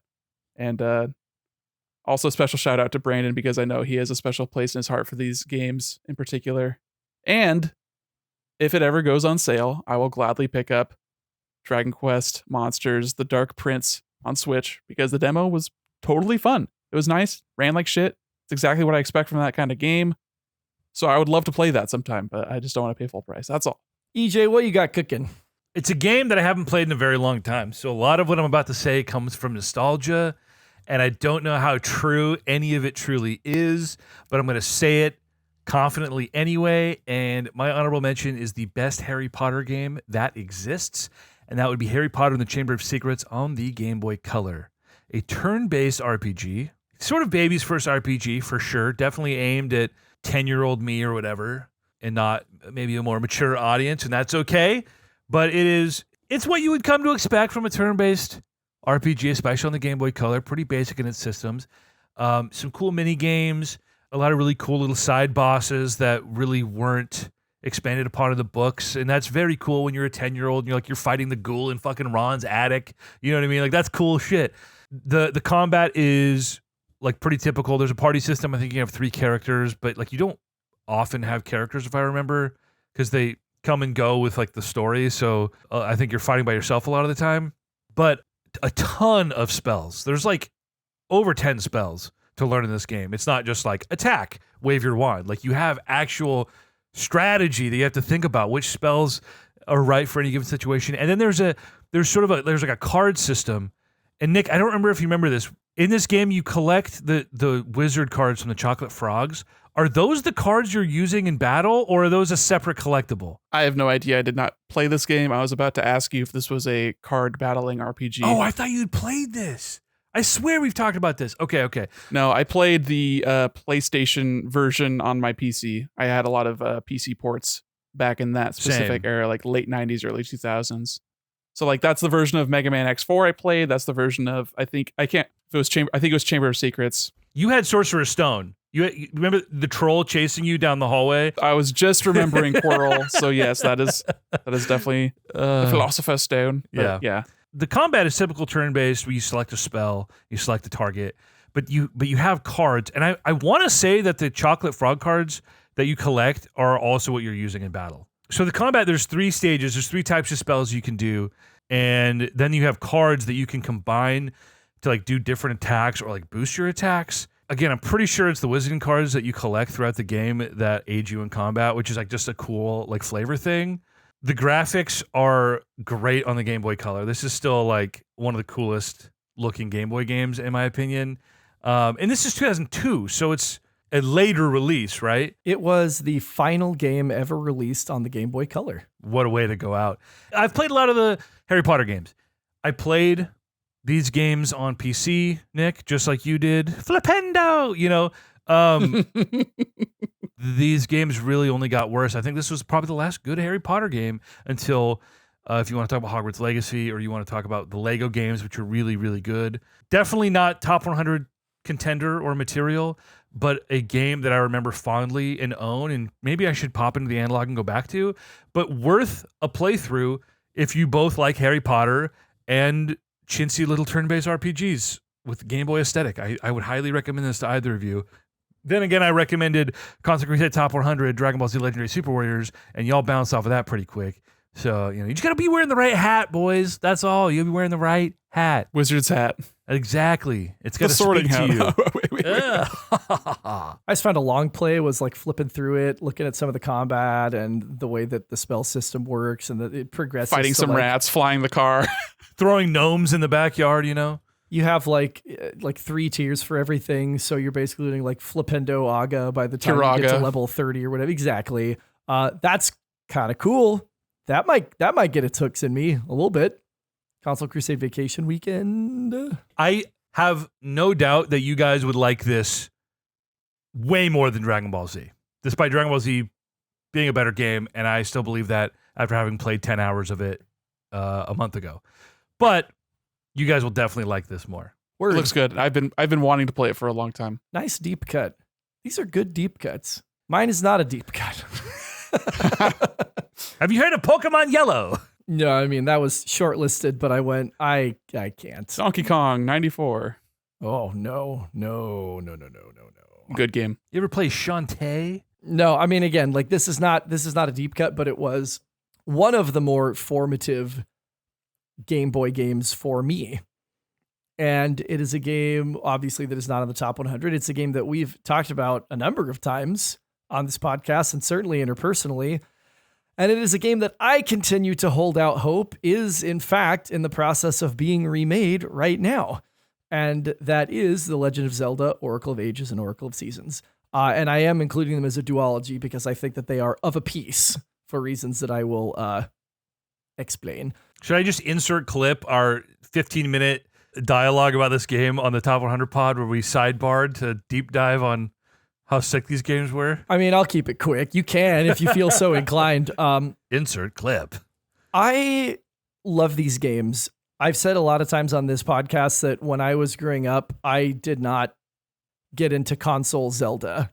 That didn't happen until 2016, right before Breath of the Wild was going to come out, which was great timing in hindsight as a place for me to onboard and play through A Link to the Past, finally, play through Ocarina of Time, finally. I did Wind Waker later that fall for the first time.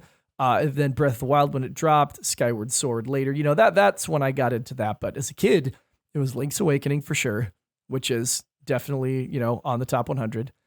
And it was the Oracle's games. These were so delightfully odd, and getting out of Hyrule and out of a lot of the familiar characters and the familiar looking enemies and the familiar looking abilities allowed them to do stuff with these games that they hadn't really done before. I remember in one of them, Until You Get the Rock's Feather, there's a kangaroo named Ricky that you could call with Ricky's flute, and you jump in his little pouch and he would bounce around with you over gaps in the floor. In Oracle of Ages, being able to travel between the present and the past and having to do like 4-dimensional puzzles basically with, oh, I can't get around this in the present day because it's a wall of trees, but if I go to the past, they're saplings and I can cut them down and I can proceed through that route. And then the season games, of course, toggling between all 4 of them as you got access to them would change the landscape, give you access to traverse to new areas, give you new challenges and benefits that you could deal with. And they are robust games. These are solid campaigns, especially for handheld Zeldas. And they are both distinctly different games with some pieces of connective tissue in that they were meant in a lot of ways with what they conceived of technologically to exist as parts of a whole. That when you finished one of them, you would get a password that you could then input into the other and start basically a second campaign from the first campaign that once you completed that campaign would give you the true final boss and the true ending of the game. I was like, this is awesome. This is so cool. Like a rare time in which these sort of what sometimes feel like cheap, like Pokemon Scarlet, Pokemon Violet. Like, do we really need to have multiple versions of this game anymore? Like, are you just trying to get money out of us? It's the same fucking game. It's the same fucking region, but you give us 6 different monsters and you want us to either pay full price or find somebody to trade with. That's stupid. But these games are completely fucking different and still manage to coexist together. And I just don't know of a lot of stuff that's even doing that now with stuff that does the multiple version thing. Multiple versions have kind of fallen off collectively, which is great as far as I'm concerned. But I love these games. I own physical copies of these games. I continue to remain optimistic, like I said, that there are Ricky. Oh, and the bear. What the fuck was the bear's name? Moosh. Moosh. Oh, Moosh. Moosh hype. Moosh's I love flute. Moosh. Josh loved Moosh. Loved Moosh. These games big for us. Big for the Forer household. Yeah, there's been some smoke and they're coming to NSO. Well, are they out on NSO yet? I think they are. Yeah. It would feel like the time is right after Link's Awakening. That did reasonably well sales-wise. It was reasonably well received. I would love for them to do something similar with those. And if they did remake each of them individually, I would buy both of them because they are wholly different games. And I would do the first, and I'd do the password, and I would do the second, and I would complete the true campaign. I love these games. And I hope they get more love in the future because they are weirdies, but they are, in my opinion, among the best top-down Zelda that's out there. I thought these were on the top 100. I did too, until I checked. We talked about it, but I think we decided on Link's Awakening as the one Game Boy Zelda representative. Yeah, it's hard because they are so much different from each other. They are not, like you said, they are not Gold and Silver. They are not Scarlet and Violet. They are completely different games that they released on the same day for... I think it's a bad choice to do it that way in retrospect. I think it would have been better and it would have differentiated them more so in the people's mind if this was a game and then a not sequel but a follow-up. But instead they kind of got that red-blue treatment, which is a little bit unfortunate, I think. But these games totally fuck. I have not beaten either of them in a long, long time. I had Ages as a kid. I rented Seasons, I think. I like Ages more because that was the one I had. But I was doing a Seasons playthrough. But I don't know how far I got. The thing I will knock this game is that I think the pacing is a little bit rough in comparison to Link's Awakening. Link's Awakening is a nice, short, breezy 15 to 20 hours, I would say. And these games kind of drag. They're like in the 30-35 range. And they do that by making the dungeons just a lot bigger. There's just a lot going on, a lot of rooms. They're tough. And it's a little bit, it drags on. So where they do add a lot of character and there's a lot of cool sort of nods by adding like Gorons to these games, which the Link's Awakening never had Gorons. I don't think Link to the Past had Gorons either, but They took the music from Ocarina of Time. It feels more like this is Capcom saying, hey, y'all like Ocarina of Time, well, we put some of that in your Link's Awakening and check it out. So there's some cool, like, quirky stuff, like you said, with the animal companions. I really love Ricky and Moosh. They are hilarious to me. But it is still kind of a strange sort of sister series to Link's Awakening, like kind of made in that engine, but perfectly cromulent and delightful games. Love them. And I kind of like it a touch better, to be honest, which is a lot considering that Link's Awakening is explicitly informed by Twin Peaks. But you're right on the money in terms of completion time. Seasons is 21. That's for like full completion. Ages is 24. I'm going to check Link's Awakening. I would expect that's like 12. Yeah, I'm operating in Nick time, which feels longer than real life. No, I feel you. Why can't I? Bullshit. No results found. And also Link's Awakening and a lot of the Zelda games, the characters are really like some of the best part of the game. And I don't have that sort of affinity to any of the characters in the Oracle games. They all sort of serve a purpose, and that is it. None of them feel like real characters, I guess. That's fair. 18 and a half for Link's Awakening to do everything. So, that's sizable. Like, that's almost a 6-hour difference from Ages. Well, that's our honorable mentions for the Game Boy and Game Boy Color. Eclectic slate. I love that we did our top 100 almost 50 episodes ago, and that we have strung along this segment for almost a year, just in time to revise the top 100. Do any of these honorable mentions make the top 100? Probably not. I think it's going to be primarily newer games that are superseding older games.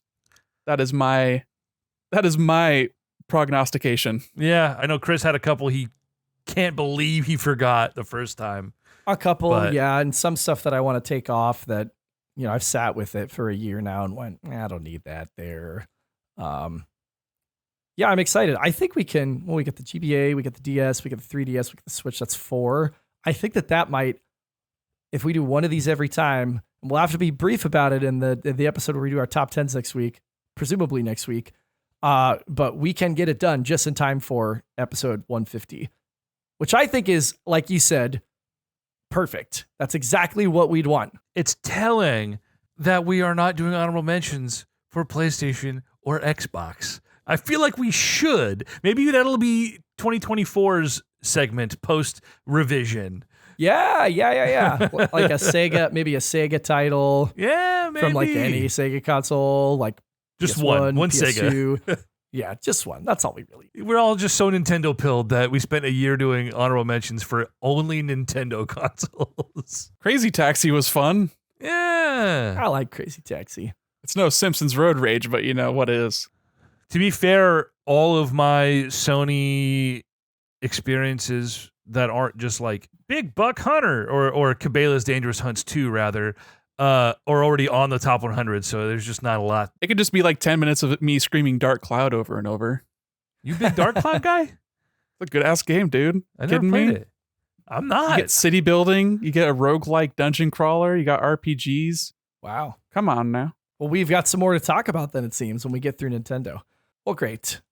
Nick, it's time for our first Goobrick review of the year. You and I have just finished in the last couple of days. Well, second. Just for a game that came out this year, though. Oh, yeah. Bee Simulator doesn't count. And, well, I guess you did Kong also. So this is the third Goobrick review, which is weird. Well, we'll call it the first real one. Sure. Yeah. The first one done not because of a financial obligation or a bit. Prince of Persia, The Lost Crown. We put a solid chunk of time into this. You got it done quick.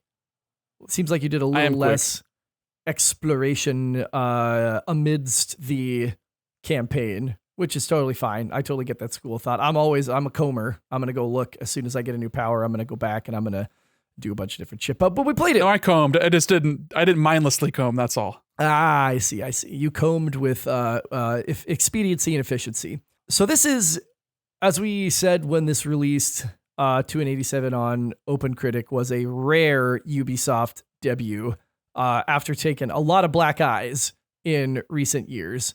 And it's been a long time since they've had like a certified hit on their hands, and they have one with this reinvention of the Prince of Persia series with a new protagonist. and in the style of a Metroidvania. We follow Sargon, one of the 7 immortals of Persia, on a quest to the sacred Mount Kaf to retrieve Prince Hassan, the son of Queen Tamiris of Persia, who has been abducted by parts unknown. And once we arrive, we find Mount Kaf in the throes of a curse in which time is flowing irregularly in all directions. People experience years upon years in an instant, aged 30 years in the span of a month, experience different points of their life in different times. There's a lot of wibbly-wobbly, timey-wimey stuff, but that is our frame for this game. Let me get my Gubrick out here. And as there's only 2 of us, we can play a little hot potato and toggle back and forth. But I would love to start by moving through our Gubrick. Good, okay, obnoxious, and bad. Taking turns going back and forth. Well, I think I've also mentioned this, but I am coming at it from the aspect of great, okay, obnoxious, bad. Also, yes, me too. I'm preserving it as written to honor the author's original intent, aka EJ, who God love him, sometimes struggles to love even the things that he loves. We love you, EJ. Please don't insert clip me for something just because I said that. Yeah, great, okay, obnoxious, and bad. Give me something from your great column, Nick, and we might riff a little. And if I've got stuff in different places, we can break that down, and we'll just move our way through here. For me, great is the platforming and the mobility. I think this is top-notch 2D platformer, and a lot of action platformers like this, a lot of Metroidvanias in this aspect, struggle because they get caught up a little bit on the combat side or the exploration side, but they need to make moving around feel good, and this feels good right off the rip. You start with a wall jump right away. And then as you progress through the game, obviously, you get upgrades, and every single upgrade that you get that improves on your traversal abilities feels good to use and is intuitive to incorporate into your moveset. And every time you get a new ability, that opens up not just places to go, but challenges to encounter. And the platforming challenges that are in this game are amazing.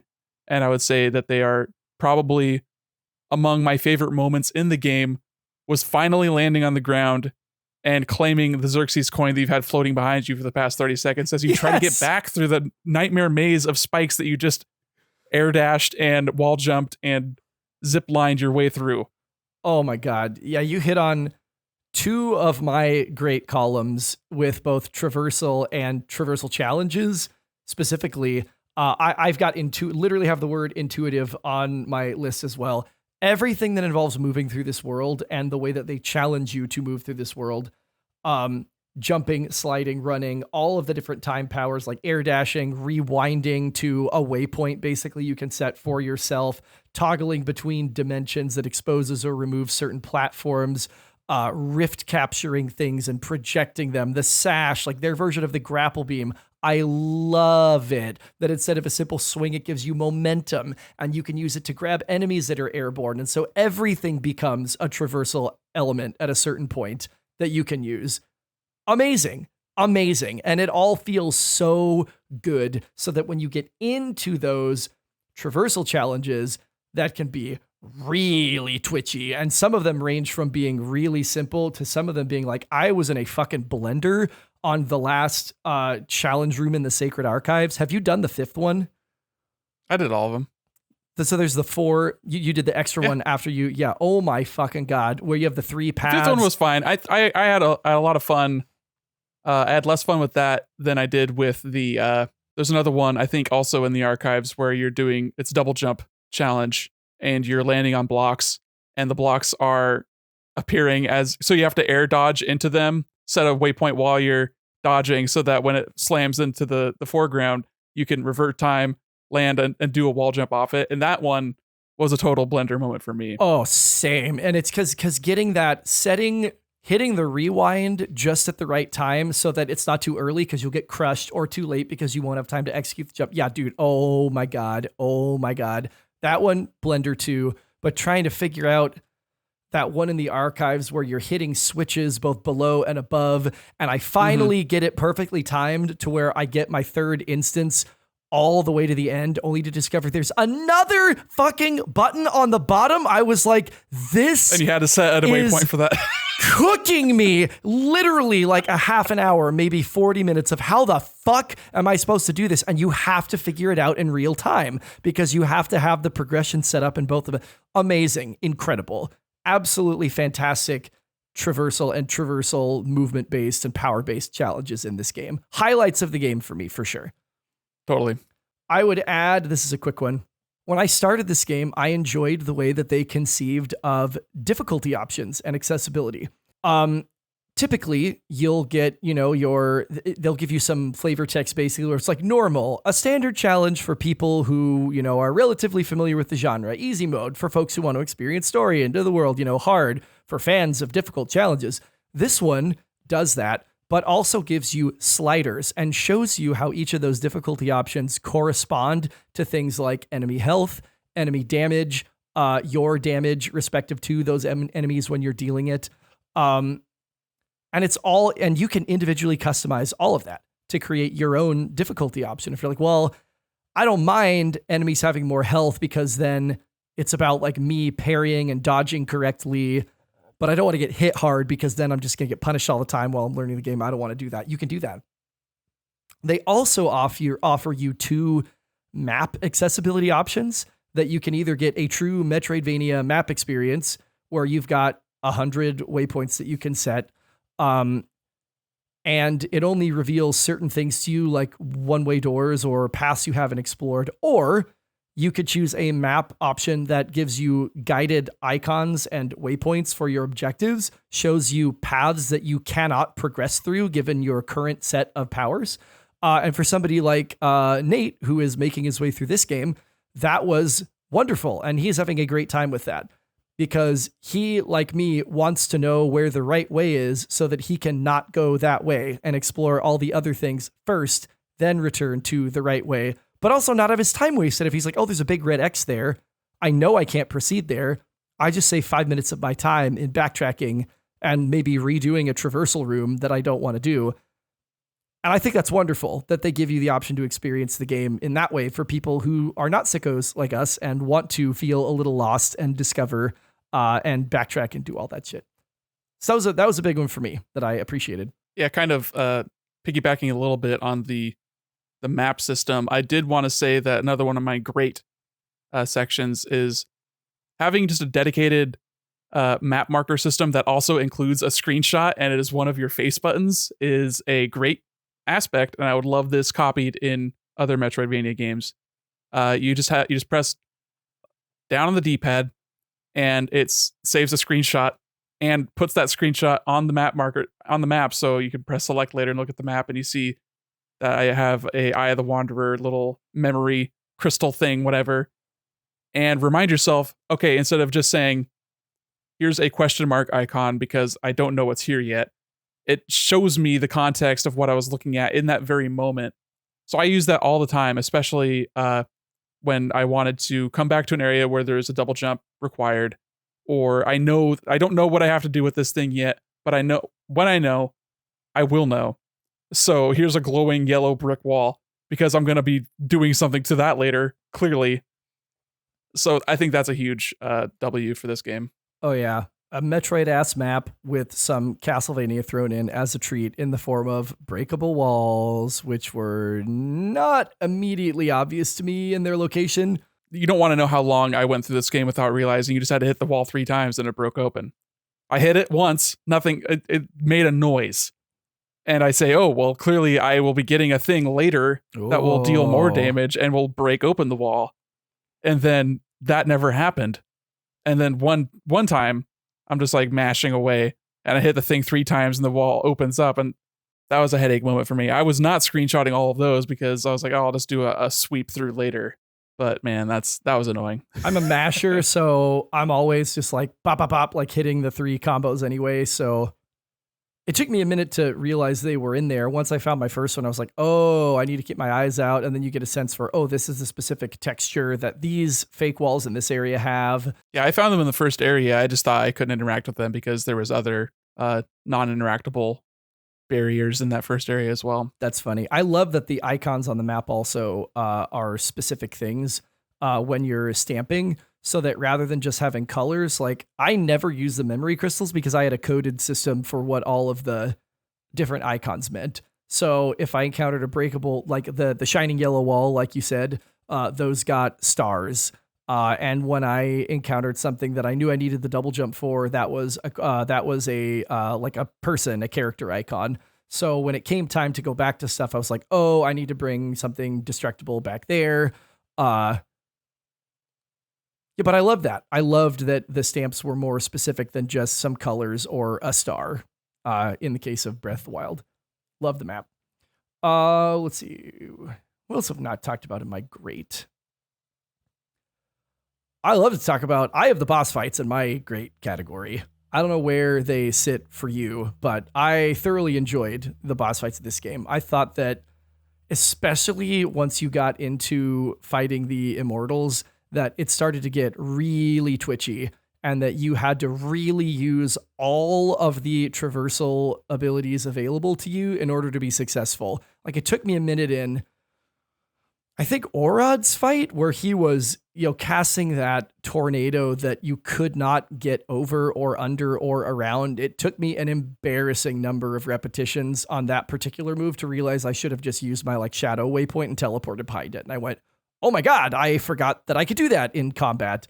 Or with, fucking Frost King up in the Silent Temple, that they give you the not grappling hook points, not grapple beam points to bounce around so that you can stay in the air and avoid all of his different attacks and all of the different directions that they're going. I was like, this is really cool.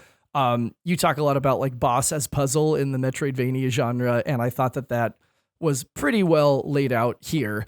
And I loved in stuff like the first Varum fight, one of my main strats going into boss encounters would be to try to arrow stun and then, swoop in and try and get a cheapie. And I'd fire a couple arrows and charge at Varum and have him just blink out of time and slash them with his sword, fucking anime ninja style, and then punish me trying to come in for him. I loved that. Nothing personnel, kid. Where do they rate for you? Where have you got them? I talked about the combat a little bit in my okay, but for me, the boss fights were good. I don't think they really stuck with me as much to even really land in great or okay. There was good aspects to them and there was obnoxious aspects to them, so it's not a one size fits all with that approach. But I would say the majority of boss fights were good, and there were definitely some tough ones that I had to beat my head up against for a little bit. But most of the bosses I ended up fighting and killing in one try, with some minor exceptions. Menelaus was definitely putting me through a blender for a while. And I think that overall my problem, I don't know if problem is the right word, but the thing that I butted up against with the combat is that the traversal really rewards you for being zippy and quick and reactive, or not even reactive, but proactive. That the combat is not like that, and it actively punishes you for being quick and for mashing, when the traversal and everything else feels good to do that. So it's kind of at odds with itself, from my perspective, where every time I would slow down and just react to my opponents, I would just kick their ass. They would be nothing. They would be the meat in the grinder. But that was less fun to do. So it was rewarding me being interfacing with the game in a way that was less fun. So it ended up being sort of in the wash overall, I think. No, I get that. And I had combat in my okay column as well, which, we can get to that a little bit. Menelaus, I didn't he took me out a couple times and I didn't know what to do with him until I realized that I could get him airborne. He's the only one of the Immortals that you can get airborne. And so I was a big dash launcher that I would love to slide in and kick to get enemies airborne, because it is a really generous extension of the window. And you can equip an amulet that increases the damage. Once I knew that I could get him airborne, I was like, oh, this guy's going down so fucking fast, because that's totally my steez. Yeah, and same thing for me, but but not. So any enemy that you can launch, you can also just stun lock them by doing just like holding down and mashing the attack. So you do like a trip and then you kick them down, then you trip them and you kick them down. You're sort of moving them forward. And you can just do that to Menelaus for about a fifth of his health. And then he pushes you away and does like a phase change. But I did that for all of the alternate Sargon fights. Anytime you had an enemy that could be knocked airborne, you could just, this one easy trick will kill your enemies without like requiring you to interface with the combat whatsoever. So I knew that the combat wasn't really ringing with me when I found myself doing the cheese strat more often than just like actually fighting opponents. That's interesting. I don't think I used the trip at all. I probably promptly forgot about it once I did the challenge. Good tutorial. I did like the tutorial system and how it rewarded you with money, which you could promptly use to buy upgrades and stuff. Absolutely. If you're going to give me the option to like slow down and learn the moves outside of the flow of the game itself, you better incentivize it, because that's like breaking the flow of gameplay. But then it becomes like, oh, it's like a side quest, basically. I'm getting a reward. It's smart. Yeah, and it ended up making Artaban the most likable of all the characters because you actually got to have dialogue with him more than twice. Well, oh boy, we're not going to get to that for a long time on this scale, at least on my scale. Sure. Let's see. What else have you got in your great? That was it for great for me. Okay. I'll do a couple quickies then, and one of them hopefully will segue into something lower down. I want to shout out some small touches that I really appreciated,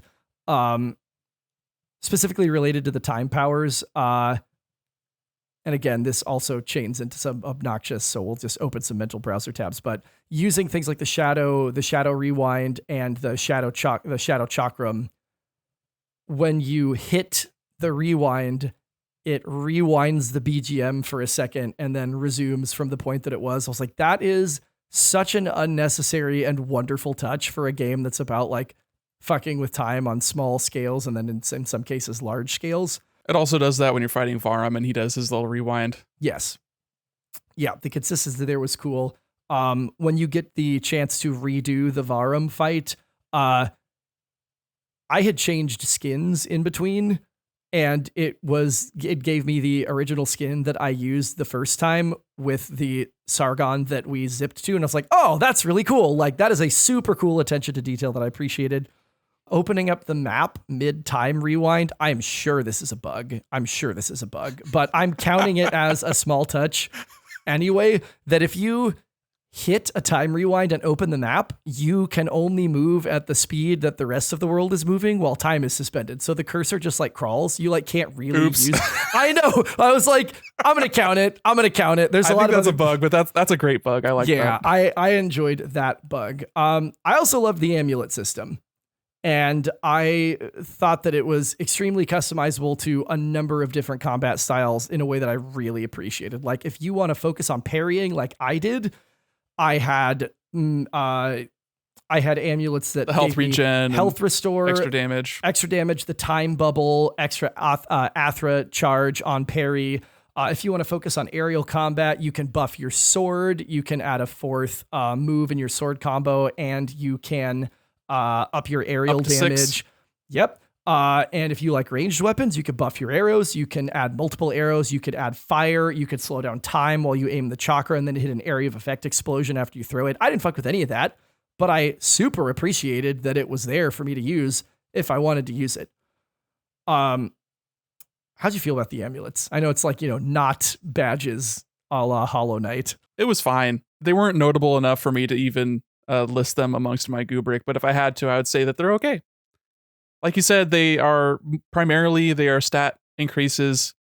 Even the additional hits on your 3-hit combo is just like the last hit again. Like it's not like a new thing that gets added to it really. Oh, so that's disappointing. A lot of it was just like damage buffs and things don't hurt you as much. And then even like the different Athra like special attacks or whatever, I never changed that out. It didn't really seem like it added much to my repertoire. So I didn't really fucks with anything that increased my Athra charging ability in the first place, because I was primarily just like anything that just deals damage on neutral is what I want to do. So I had the buffed up swords, buffed up aerial attacks, and the thing that allowed you to gather time crystals from further away because I didn't want to have to go sweep up after my kills. Yeah, I wish I'd have had that one earlier. A couple world design things I want to shout out. I really like the architecture and the visual language and the silhouettes in this game. Very, very good. Very crisp. Yes. And I consistently kept getting to new areas and feeling like, oh, that's cool. Oh, that's cool. Oh, that's cool. Like getting down to the Eternal Sands for the first time, and like all the sands are flowing upwards, giving you that classic platformer, like jump up the waterfall kind of thing. I was like, oh, that's cool. The fact that the enemies in that location would do like time inverted, like fucking Tenet ass pincer maneuver. It would pull daggers from behind you through you into their own hand. Such bullshit. It took me an astonishingly long time to figure out that's why I kept getting combo broken, because I would see him do it and just go, oh, I slid under it, and then it would hit me in the back of the head, and he would like go in reverse and then jump at me. I was like, that's fucking cool. But the Raging Sea, holy shit, when I got out there for the first time and that giant wave is just suspended and you get off the dock and I'm like, don't touch the water, and I miss a jump and I'm like, and I land on the water and it's just frozen because it's frozen in time, and I'm just walking along that, and then getting into the ships all broken to pieces and on fire and people mid attack and chunks flying everywhere and frozen lightning. I was like, this is so fucking cool. Like, this is a standout area in this game for me. Yeah. And when I accidentally fell off the lighthouse and I'm like, oh, well, shit, well, I'll just die and I'll respawn back up top. Nope, I'm falling and I land on another ship frozen above the Raging Sea. Very cool. Lucky I like moments like bastard that. that you fell into that, because I was like, how the fuck am I missing 2 treasure chests in the Raging Sea? I have been everywhere. This is a limited area. And I popped up a Prima Games map and I was like, what the fuck is that? How the fuck do I get up there? And it's like, fall off the lighthouse. And it's funny too, because I'm like, why is the hidden village even here? It's so small. It doesn't really add anything. And it's so that you can fall off the lighthouse and they can have this really cool, like, ha, you thought you were dying. But you weren't. Gotcha. Well, that's the great. There's a lot of great. This game does a lot of things really well. But we should get into some okays. Maybe you want to kick it off with combat?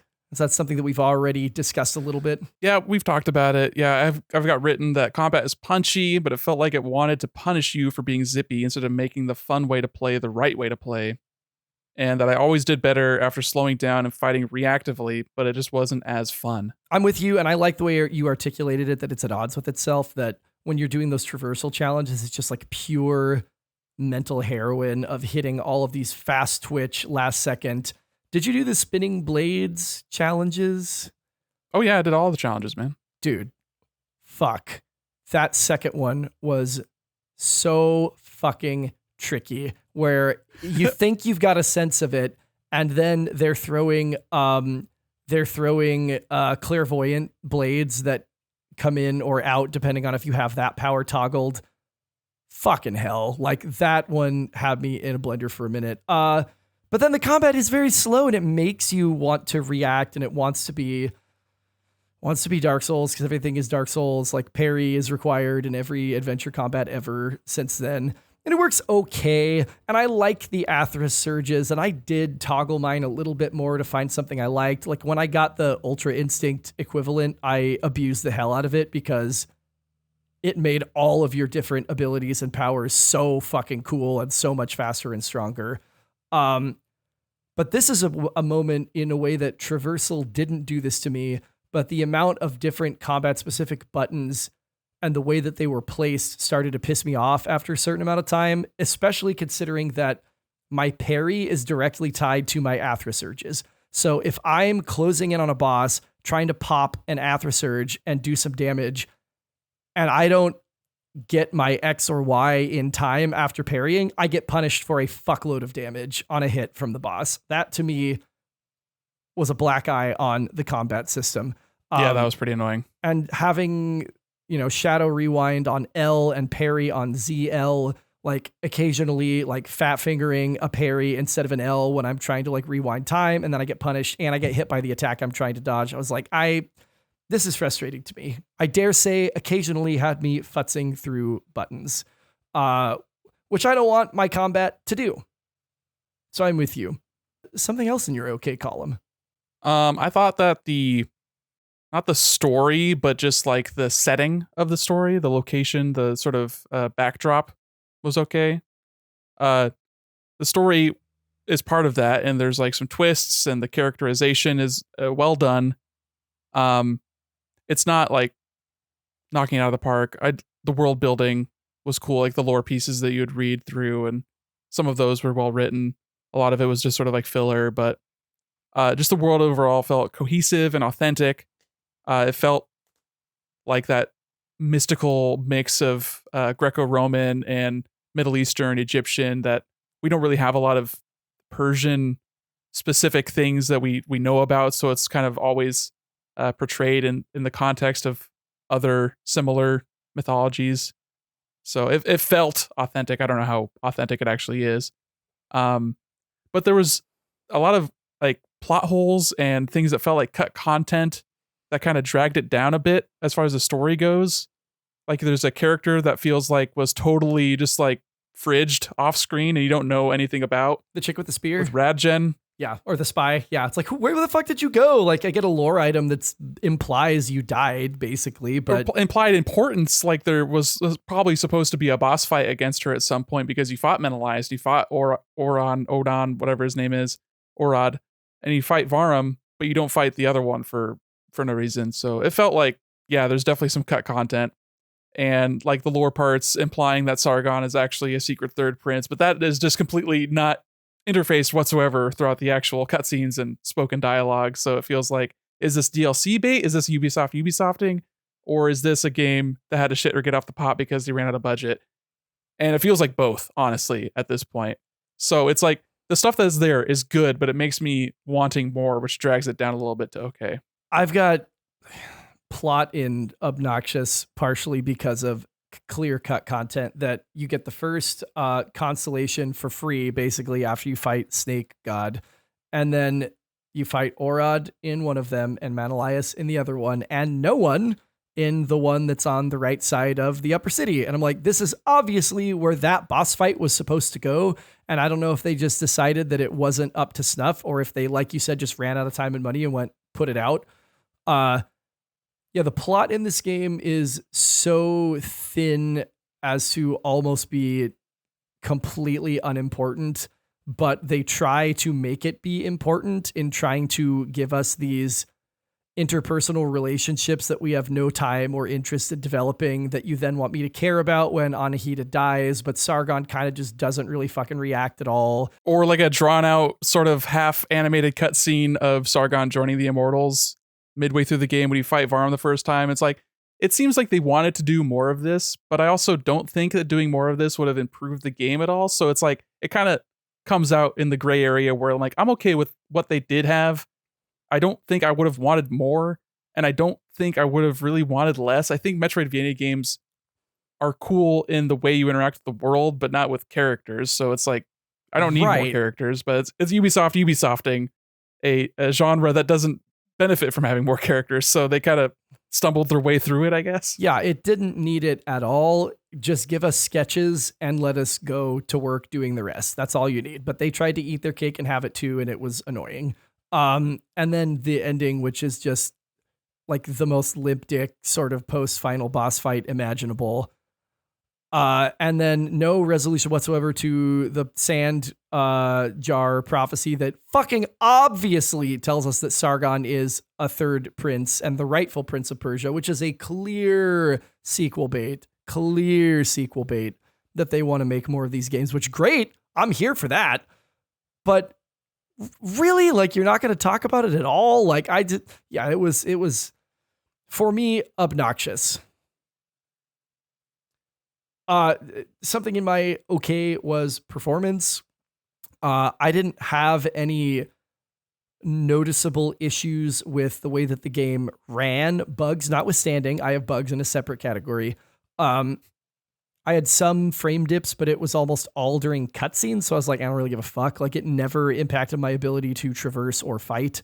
In larger areas, I would occasionally get an odd frame drop, but it never affected my gameplay. But it was not quite the 60 locked experience that Ubisoft had made it up to be. I'd be interested in seeing how it runs on PS5. Probably like a dream, especially considering load times are probably way shorter too, which the load times were not very bad in this game, but they were there.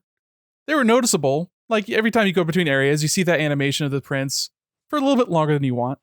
But yeah, performance for me was totally okay. There was a little bit of stuttering here and there. And yeah, the cutscenes running at 30 is very strange. And then also not a consistent 30, where the game was running at 60. It stands out a lot more. I But agree. Whatever, concessions were made. Let's move into the bottom half of the Kubrick, starting with Obnoxious. I hated the bow and the chakram in this game. I Really? hated them. Not being able to aim my bow before firing an arrow, I hate it. It felt like basically a twin stick shooter, but not, because you have to button press and aim at the same time, and often do that while you're in midair trying to like trigger a platform. And if you hold the button for a microsecond longer than a press, it immediately goes into the chakram, which has a much worse range than the arrows do. I hated it. I didn't think it was bad. And I generally hit the stuff I was trying to hit with the bow. But the fact that I could not aim it, I just thought was stupid. I get we're running out of buttons.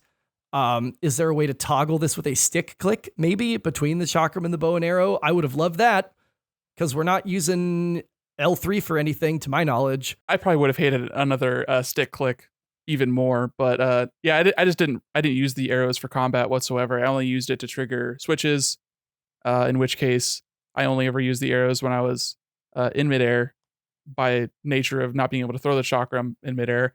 And I'd use the chakram especially for the cool ability you get later with it. But Yeah, which is sick. yeah, it was just for platforming and stuff. And if I'm fighting something, I'm hitting it with my swords until they're dead.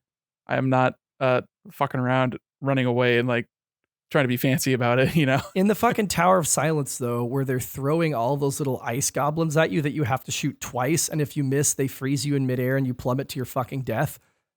Would have been great to be able to aim my bow with a little more facility to stop those things in their tracks. I just call those angry grapple points. Like I would just be flipping past them with the scarf. That's true. Maybe I should have. Maybe that's what I should have done. Yeah, but oh my God, I would have engaged with the bow a lot more and actually upgraded it prior to basically the end of the game a lot more quickly if I had cared at all about the way they stuck with aiming. But for me, I was like, This is obnoxious. I don't like it. Yeah, I think you can only do one thing well if you have the option for melee and range. So I'm glad they did the melee well. The range for this game, I think, would have been less interesting if that was the focus. For me, what was obnoxious was that even though the screenshot ability was cool, the map in general was bad. It was pretty annoying. Most of the time, it did one nice thing in telling you how many of each collectible were left in each area, but beyond that, there was never like an upgrade or anything that gave you an idea of where things were supposed to be. And things that should do that, like the amulet that is supposed to make a sound when you're near treasure, would still ring after you've gotten the treasure, which is, I'm assuming is a bug. But I mean, if it's a bug, then this related to the map, then it fucked me. So I just took that thing off because it was no longer helpful. It had outlived its welcome. So this is a game that I will never 100% because I don't really feel like going through a guide and going through areas I am pretty sure I've been through before because they're cleared out on my map, but I don't have a good way of saying what is the checklist of things I still need to get, because all I know is that there are, 10 treasures in this area and that I've got 8 of them. I'm not going through 10 treasure rooms again to find the last 2 that I need to get. Yeah, this is all the way in the bad column for me. And this is Ubisoft showing their whole fucking ass in a genre they've clearly never designed a fucking game for. That all the way back to Super fucking Metroid on the Super Nintendo, they will tell you if there is something in a specific room that you have not gotten yet. And that when you get it, they will show you that you've gotten it. That's not to say that there aren't still hidden walls and breakable things and secret areas, because that's the fun of a Metroidvania. But it's fucking inexcusable to me that there is no indication of where you have picked things up, which, like you just said, means that you're going through, fuck, did I get this one? Am I missing any ingots? Am I missing any soma petals? I don't know. What is my max health? There's no checklist. There's no indication of what goes into 100% completion in this game whatsoever. So going back and combing, mercifully, I was at 96% when I finished this game because I did a really thorough job prior to that. And so my cleanup really only took like 45 minutes to go back through and grab the things I was missing because there were so few of them. But it was still obnoxious. I hate the fact that there's no way to tell. And I'm stuck on 99.9% completion with every fucking item, everything upgraded to the max, every checklist cleared. Everything that you have shown me is a part of getting things in this game, and I'm not at a fucking 100%. What the fuck is going on? And I have no way of knowing what I'm missing. I went back and I found 3 breakable walls that I didn't break. I went and I broke them, and I smashed the time crystals that were inside, and I collected them. Didn't do a fucking thing. So I have no idea if this is related to some inscrutable little, oh, you didn't fill this corner of this particular map area. I'll never know. Or if that last 0.1% is the amulet you can only get in the deluxe edition of this game that will not only ring if you are near a treasure chest, but also ring if you're near a breakable wall. Thanks for gating that behind paid content, you greedy fucks. I don't know what it is, and I will never know. And I agree with you that the amulet jam shit, I did use it for a long time, but it only tells you if the room you're in still has treasure. And there are some big fucking rooms in this game that have multiple fucking treasure chests. It's useless. It's dumb. It's bad. In this genre, it's inexcusable. It has always been something that you're able to do. Bad. B-A-D bad. Yeah, and I just wrote, let me have the victory lap. Because one of the best things to do in a Metroidvania game is after you are fully powered up, or almost fully powered up, is running around, wrecking house, and just cleaning off and getting the last little things that you missed on your first run through. And they kind of robbed me of that a little bit. It feels like it. Absolutely. And what they also robbed me of, this is, I think, part and parcel of my item collection thing. You cannot rerun the final boss. I went and got all my last collectibles and was going to do what every good Metroidvania player should do, which is rerun the final boss at 100% full strength. And now that I wouldn't have had to have the amulet for treasure or the amulet for pulling in time crystals, like I was excited to like try a couple new things and see what wrinkles they added to the final fight. You can't fight them again. They drop you back in Mount Kof after you've gone back to Persia, and then you ride back to Mount Kof because reasons. I don't know why they fucking did that. That's weird. It is weird. Last one for my obnoxious was I felt the fast travel points were a little bit too far away from each other. There could have been a couple more. Or what I was ideally hoping for was just let me fast travel between the whack trees. You know, like they're scattered through the map, and then for this final cleanup where I have everything like power wise, and I've beaten all the bosses. Like, why not just let me pick and choose where I'm going? You know, like why make it this arbitrary point in place? I totally agree, and some of them are just not well placed at all. Like if you want to get anywhere basically in the Tower of Silence, you either have to start from all the fuck way at the top or from the Haven, like 7 rooms down further in the area that comes before. I absolutely was like, I can't just use the walk trees. Like, and again, baby's first Metroidvania for Ubisoft. That was definitely annoying. I've got something that will certainly move us from obnoxious to bad because of our relatively disproportionate experience with it, and that's bugs. I have that in my obnoxious. I'm sure you have got that in your bad based on the ones that you experienced. Here's what I encountered. Environmental sounds, hazard sounds, such as the blades spinning in a lot of the lower and upper cities and the gigantic spike logs sliding along chains in the harbor. Those sounds would just stop completely, which made timing traversal a big pain in the ass, especially in those 2 challenge rooms with spinning blades, because I could not use any aural detection to try to help myself there. The background music also would like wildly vacillate between playing and just going almost completely silent for no discernible reason, which made stuff like the time rewind almost negligible. It's so cool, but sometimes the BGM is so quiet, I can't even tell that that's what's happening. I re-triggered the arrival cutscene into Mount Koff the first time that I got back to and was like, wait, what the fuck? Is this a time glitch? And then I went, no, this is a Ubisoft glitch.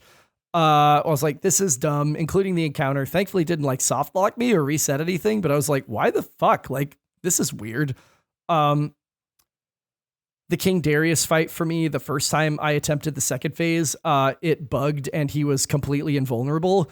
And so I thought I was just doing something wrong until I died and went back and realized, no, my game just bugged. And I could not deal any damage to him. And I know you had some issues with that, which I'm sure you'll talk about. And the last one, which was really fucking annoying because I am definitely a sleep mode to suspend play, not reload full game to suspend play kind of player. After a fight, I don't remember which one of my Athra Surge, like the layers of the coloring for the Athra Surge got stuck. And so I just had like a big fucking pink spiral around Sargon that just was there the whole time, like a watermark, until I closed the game and reloaded it. Like nothing I did would get rid of it. Like, how did this texture get stuck here? Like, what the fuck is this? It never soft locked me. It never prevented me from doing anything because the Darius would fix itself the second time. But I was like, these are some really elementary misses, guys. Like a cutscene triggering again. Like that's first grade SpongeBob. Yeah, my issues with bugs definitely ended up on the bad category for me. I don't know how many side quests there are. I feel like there's maybe like 6 or 7. There's not a lot, but 3 of them are unfinishable for me because of glitches. The first of which I noticed was the Pirate King guy looking for a bird. Every time I talk to him, no matter what, I've tried it multiple times, multiple scenarios. Like I tried it the first time, I tried it in my cleanups phase.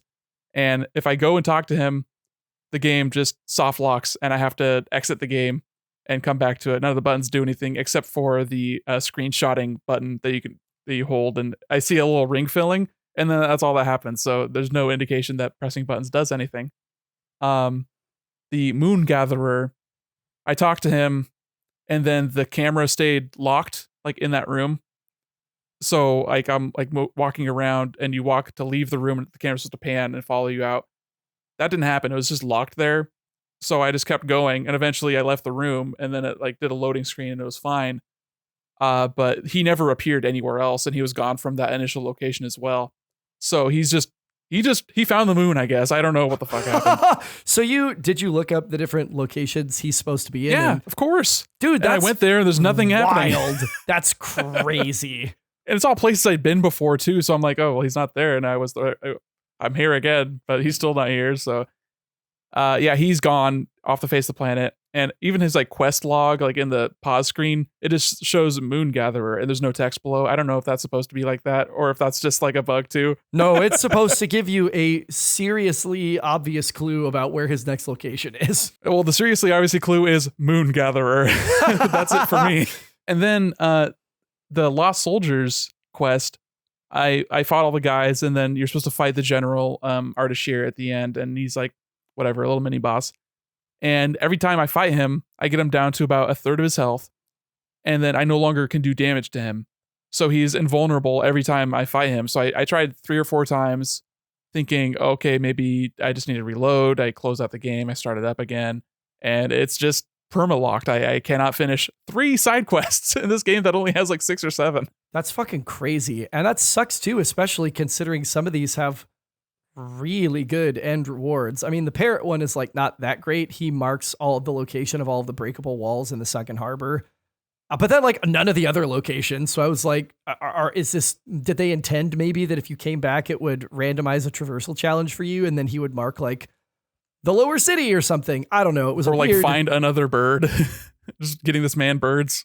A weird thing. But the Moon Gatherer gives you a whole ass health potion. Additional health potion that you can use, which was really useful for me. I played the game with 4. I know that's what I got. Yeah. And it's Varum's very beatable with 4, but that's a big thing to get for free. Yeah. And I think the final reward for the Lost Soldiers is a Soma pedal. Yeah. So I'm like 2 pedals away from having max health, I think, but I just won't be able to get that. Similar to you, I had the audio just being fucking weird all the time. UI elements sort of floating above the screen, but not in regard to anything. Like I'll have like I turned on the thing that put little glowing dots on items you can interact with, because I'm not going to be wall humping looking for things I can pick up. So that has a little glowing dot. It's very helpful. But sometimes it'll just stay on the screen when I go from room to room. So it's just like this glowing white thing distractingly hanging out on the screen for the entire time. And then, man, I have no idea if the soundtrack is good because I could barely hear it the entire game. I tried setting the audio settings so that everything was at 1 and music was at 10. I just turned up my TV really loud.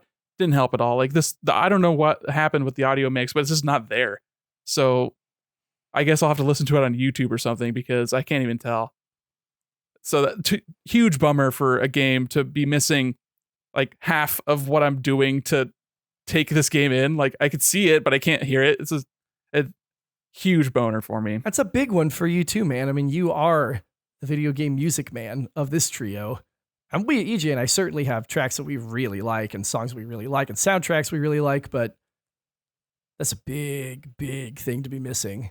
Yeah, and we all know that when it's not there, you notice that it's not there. So it's like, yeah, that sucked. And I also had a hard crash, but it happened once and whatever. Usually if a game hard crashes once and that's like the only bug, I'm like totally okay with it. But that on top of literally everything else, it's like, man, you should have put this out like 3 months later. I don't know what the rush was to get it out in January. I don't want to compete with Skull and Bones.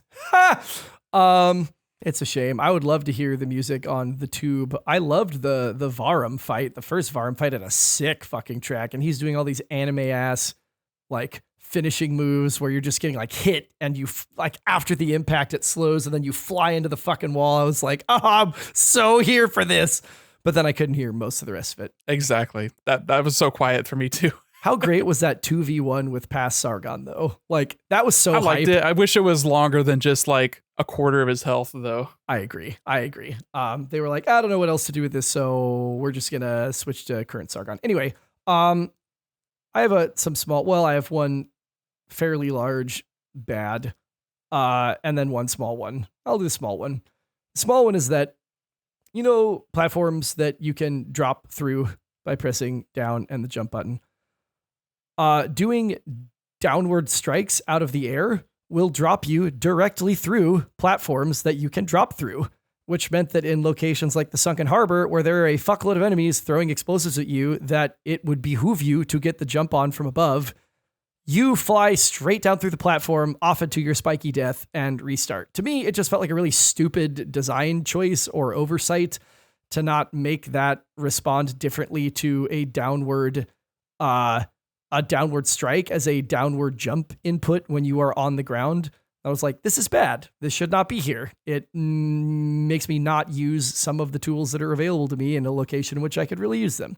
But that's a small thing. Never had that happen to me. I have no idea what you're even talking about. Well, you know, like, I mean, you know, like... I know what you're talking about, but I never had that happen. Oh, that's wild. Yeah, if you go to the harbor and find some of the little dudes chucking explosives, they're often on those platforms you can drop down through. Try and do a downward strike out of the air. You will careen straight through the platform and all the way to whatever is underneath. Waffle sighting! Like the downward, the hold one where you slam down? Yes.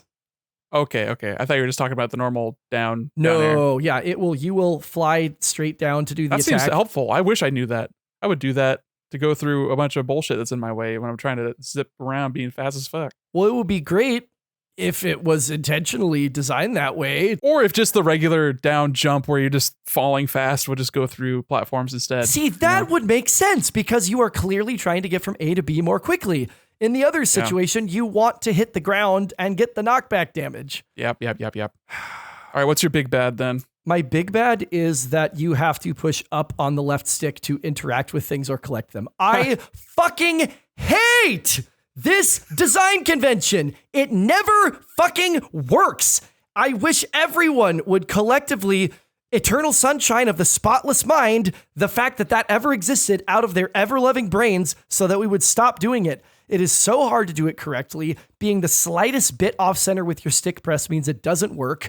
Or it'll move you to the side or not initiate it, which makes for some really fucking irritating moments in some of those Sacred Archives challenges where you have to throw switches on a limited fucking time frame. Easily half my runs in that 5th challenge were lost because I would line up right on the fucking switch and it would not hit the first 2 or 3 times because I wasn't going exactly vertical with my fucking joystick. And when you have a D-pad with 4 directions, only 2 of which are being used, it stands to reason maybe you could have mapped potion to the left or the right or both and used up on the D-pad to interact with things. What this also meant was that I would, going to pick something up in my infinite wisdom, thinking surely everyone understands that up on the stick and up on the D-pad almost always do the same fucking thing, would slam a potion that I could have really used later, hitting up on the D-pad instead of up on the stick. I hated this. I hated it so desperately. And if not for that power challenge in the Sacred Archives being so dependent on hitting those fucking switches with perfect timing, I maybe would have hated it less. But if you are going to include that mechanic in a traversal challenge, it needs to be as well thought out and integrated as the rest of them. Hated it. EJ, do you want to say it? Skill issue. It is annoying. It is annoying. I don't have the hatred that you do. Like, I didn't have that kind of problem that you did, but it happened. I mean, it's annoying. I don't like when I have to pick up something and I'm not like in line with it enough. Like, just give me a wider range to interact with something, and that's fine. But I didn't have like the verticality of the stick. Oh my God. Me. And I would like go try to pick up a lore item and I'd be like, tap, tap, tap, tap. And I would just like slightly shuffle to each side because I'm not pushing up as precisely as the game would like me to press it. I hated it. It made me so mad. It made me so mad. I was like, I hate this mechanic. I wish it would be done. Give me an interact button. Switch X in that moment from attack to pick up. Do what everyone else is doing, Ubisoft, please. Yeah, don't let me fire a bow if I can pick something up and just let me pick it up instead. Please let me or do that. Or the literal, like, the magical way that you pick things up is with A. Like, you could pick up bombs and throw them later. Why can't I just pick up everything with A? I could pick up enemies and throw them at things. And they're not even using that button for like 70% of the game. Oh my God. Yeah, that's funny. Do you have anything else in your bad? Nope, that is all for me. You guys have any favorite moments from this game that you haven't touched on yet? I didn't really talk about it too much. Chris has mentioned it, but like all of the super stylish and like anime-ass cutscene battle moments, especially when you're fighting the other immortals, were all super cool, very satisfying, very rewarding visually, and it elevated the characterization of just like a mediocre kind of like boss fight to something that was like actually like, hell yeah, I'm really appreciating this. So I think that carries a lot of water for me, especially Varum literally like doing teleport and rewind shit. And that little moment at the very end of the first boss fight when you cut his cheek and he rewinds time and he kicks your ass and he still has the cut on his cheek. And you're like, oh yes, there is something going on with our main character where he's got a little bit of a extra chronicle ability. So that didn't have the payoff that I would have liked. But in the moment, it was really, really cool, and I liked it a lot. It made missing a parry and getting punished or getting out of the way of a red attack by a boss, it made it feel as painful as it proportionally depleted your health bar.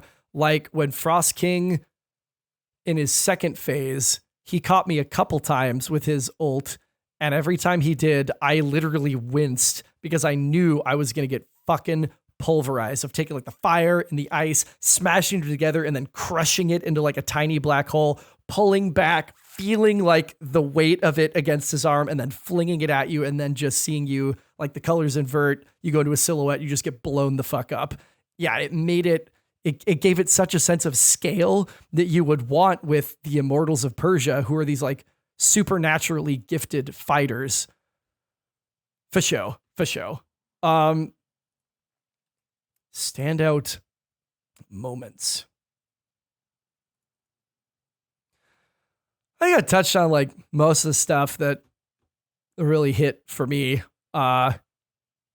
When I think of moments, sometimes I think of like story and again, bleh. But I did, like I said, some of those like punishment moves I really enjoyed. Metalizes especially, I think that will be a standout moment because he's a ranged fighter, right? Halfway through the fight, he's like, if you're a warrior who's worth fighting, you don't have to rely on your weapons. He just starts fisting up with you. Fisting up, Dukes. but then also he had a parry. Like he had an attack that was a parry counter, and I didn't realize that for the first chunk of time that's what he was doing. That he would get out of an attack animation using the bow, and he would drop back and grab his fist, fucking Yu Yu Hakusho spirit shotgun style, and I would hit him, and I would go, oh fuck, and he would just lay into you with a bunch of blows, and then blast you with a fucking spirit shotgun. I was like, what the fuck? Because you don't expect that coming from him, where he's like, I was not strong, so I had to become clever and use the bow and do stuff like that. It made perfect sense as an extension of that fight. All of the Immortal fights getting into when they use their Athra surges were memorable to me. Like Orad hit me so many fucking times with that one, because that was the first one that I did. Bahamut's Rage. Oh yeah. Of just like getting me up into the air, bashing me with the fucking meat hook, and then after I hit the ground, dropping down and punching me in the back again while I watched 2.5 of my health bars melt off. It was awesome. And it's such a weird, I don't want to call it like departure for a Metroidvania, but to have these like, again, very anime super attacks in the middle of these fights was such a nice touch. It was a stylish game. Yeah, it definitely gave me like early 2000s kind of vibes, like the original Prince of Persia trilogy or like God of War, where they just have these very over the top visualizations to reward you during these boss fights. Like phase 4 of the Varum fight, the final Varum fight, is like total, like I like that they did that. Like the first 3 phases were tough and it was a good, rewarding, difficult final boss fight, but then you get the 4th phase and you are powered up and you're going god mode against a god, and that kind of shit's very rewarding. I love that kind of thing. It rung true to the end of Metroid Dread when you get the Metroid suit and you're just fucking shit up and you were suddenly the most dangerous thing that's ever walked on this planet. Yes. I love me a game that we arrive at killing God. And it's power fantasy. It's not like a struggle at the very end. It is easy. It is the only way you can do this. Yeah, he's got the heart of the Simurgh, but you've got the soul of the Simurgh, and going full Ultra Instinct and just bashing the fuck out of him. I was like, oh, I like this. I like this. I earned this after 3 grueling phases. We got to one sentence this thing. Prince of Persia, The Lost Crown, with its tight platforming chops and satisfying combat, definitely finds itself among Metroidvania royalty. But some heartbreaking bugs keeps it from reaching the crown, and instead it gets a nice quiet fiefdom. 80. Oh, nice round number. We love round numbers on the Console Crusade podcast, except for when we don't. A new era dawns for Prince of Persia with some of the tightest, most intuitive and thrilling traversal that we've seen recently in the genre, semicolon. However, novice mistakes by Ubisoft in their first entry into the Metroidvania genre hold it back from actualizing its full potential, 85. Still find it funny that Nick bounced off of Dead Cells because it felt loosey-goosey, but I haven't checked the options for Dead Cells, but this game has a toggle where you can turn off it auto-facing you towards enemies while you're fighting. I hate that. I hate anytime a game takes control away from me, unless it's like auto-targeting projectiles. I'm fine with that. But if I'm fighting with like a sword and I'm turning around because there's something that approached me from behind, I don't like that. Let me stay in the face, like direction I was facing. Thank you. But I digress. So you can make this play like Dead Cells if you want, EJ, if you ever get around to playing this. I never will. And the platforming is fantastic. And it has a guided mode. If you want to not look for things, it just tells you where to go. That's true. The platforming is good. I did play the demo and it did feel good. The platforming is fantastic. Gets even better as you go. It does. Well, that's Prince of Persia, The Lost Crown. I would love to see another one of these, and I would love for them to address the things that we have laid out in this review. Yeah, I would be super bummed out if it's just like DLC, like a challenge, like a boss rush or whatever. Maybe like different skins. Like they already have skins, and every time there's a reward that's a skin, I'm like, this is fucking stupid. I mean, it looks cool, but this is stupid. Like, give me something that's like actually worth something. But yeah, I did toggle a little bit. Just I'd find one that was like, oh, that's cool. Like the one that shades his skin like pinkish and his hair changed color. I was like, that's cool. And then You get the ascended form. yeah, the exalted skin. I was like, that's so tight. Like, give me that right now. Where he's just like bursting. It's with dumb, but I afro like energy. dumb. Yeah, it's dumb in the best way. So yeah, give me another one of these, Yubi. It's a surprise hit. First banger of the year. Well, it's not quite into formal banger territory. It's banger adjacent, but certainly like the first hit of the year. Before we got 2 subsequent hits out of Yakuza and Tekken. But a good start. We'll see if it continues. A lot of stuff in Q1 that looks really good. A lot of stuff later that we don't even know is going to come out. A lot of question marks. Hopefully I'm next hoping week, it sells well. Nintendo Direct, we'll get some news. It's obviously not going to be Tuesday because the State of Play is Tuesday. If this is the best Metroidvania of the year, I'll be very sad. Because that means Silksong didn't come out. Oh, yeah, that's true. That would be, and Mina's a Zelda, like, that's not a Yes. Metroidvania. Yeah, that would be sad. And it also means no Metroid Prime. I don't know that I would analogize the two of them for the Prime series in particular, but yes, that would be true. And also, selfishly, I would love for Earthblade to land because it's on my roster and I'm committed to it. Too many Brandon games for them to have come after you. You're both full on slots, as is Brandon. And Brandon and I have 3 phenomenal options on how to fill our last slot based on Brandon's activity this week, unless he gets cold feet and runs from them. But I don't think he will. You guys are literally pulling up to the buffet line at Chang's, and you have every option ahead of you. I got a plate full of rice wraps and plum sauce. I'm already set. Some wet napkins, baby. Fill me up. Console Crusade podcast.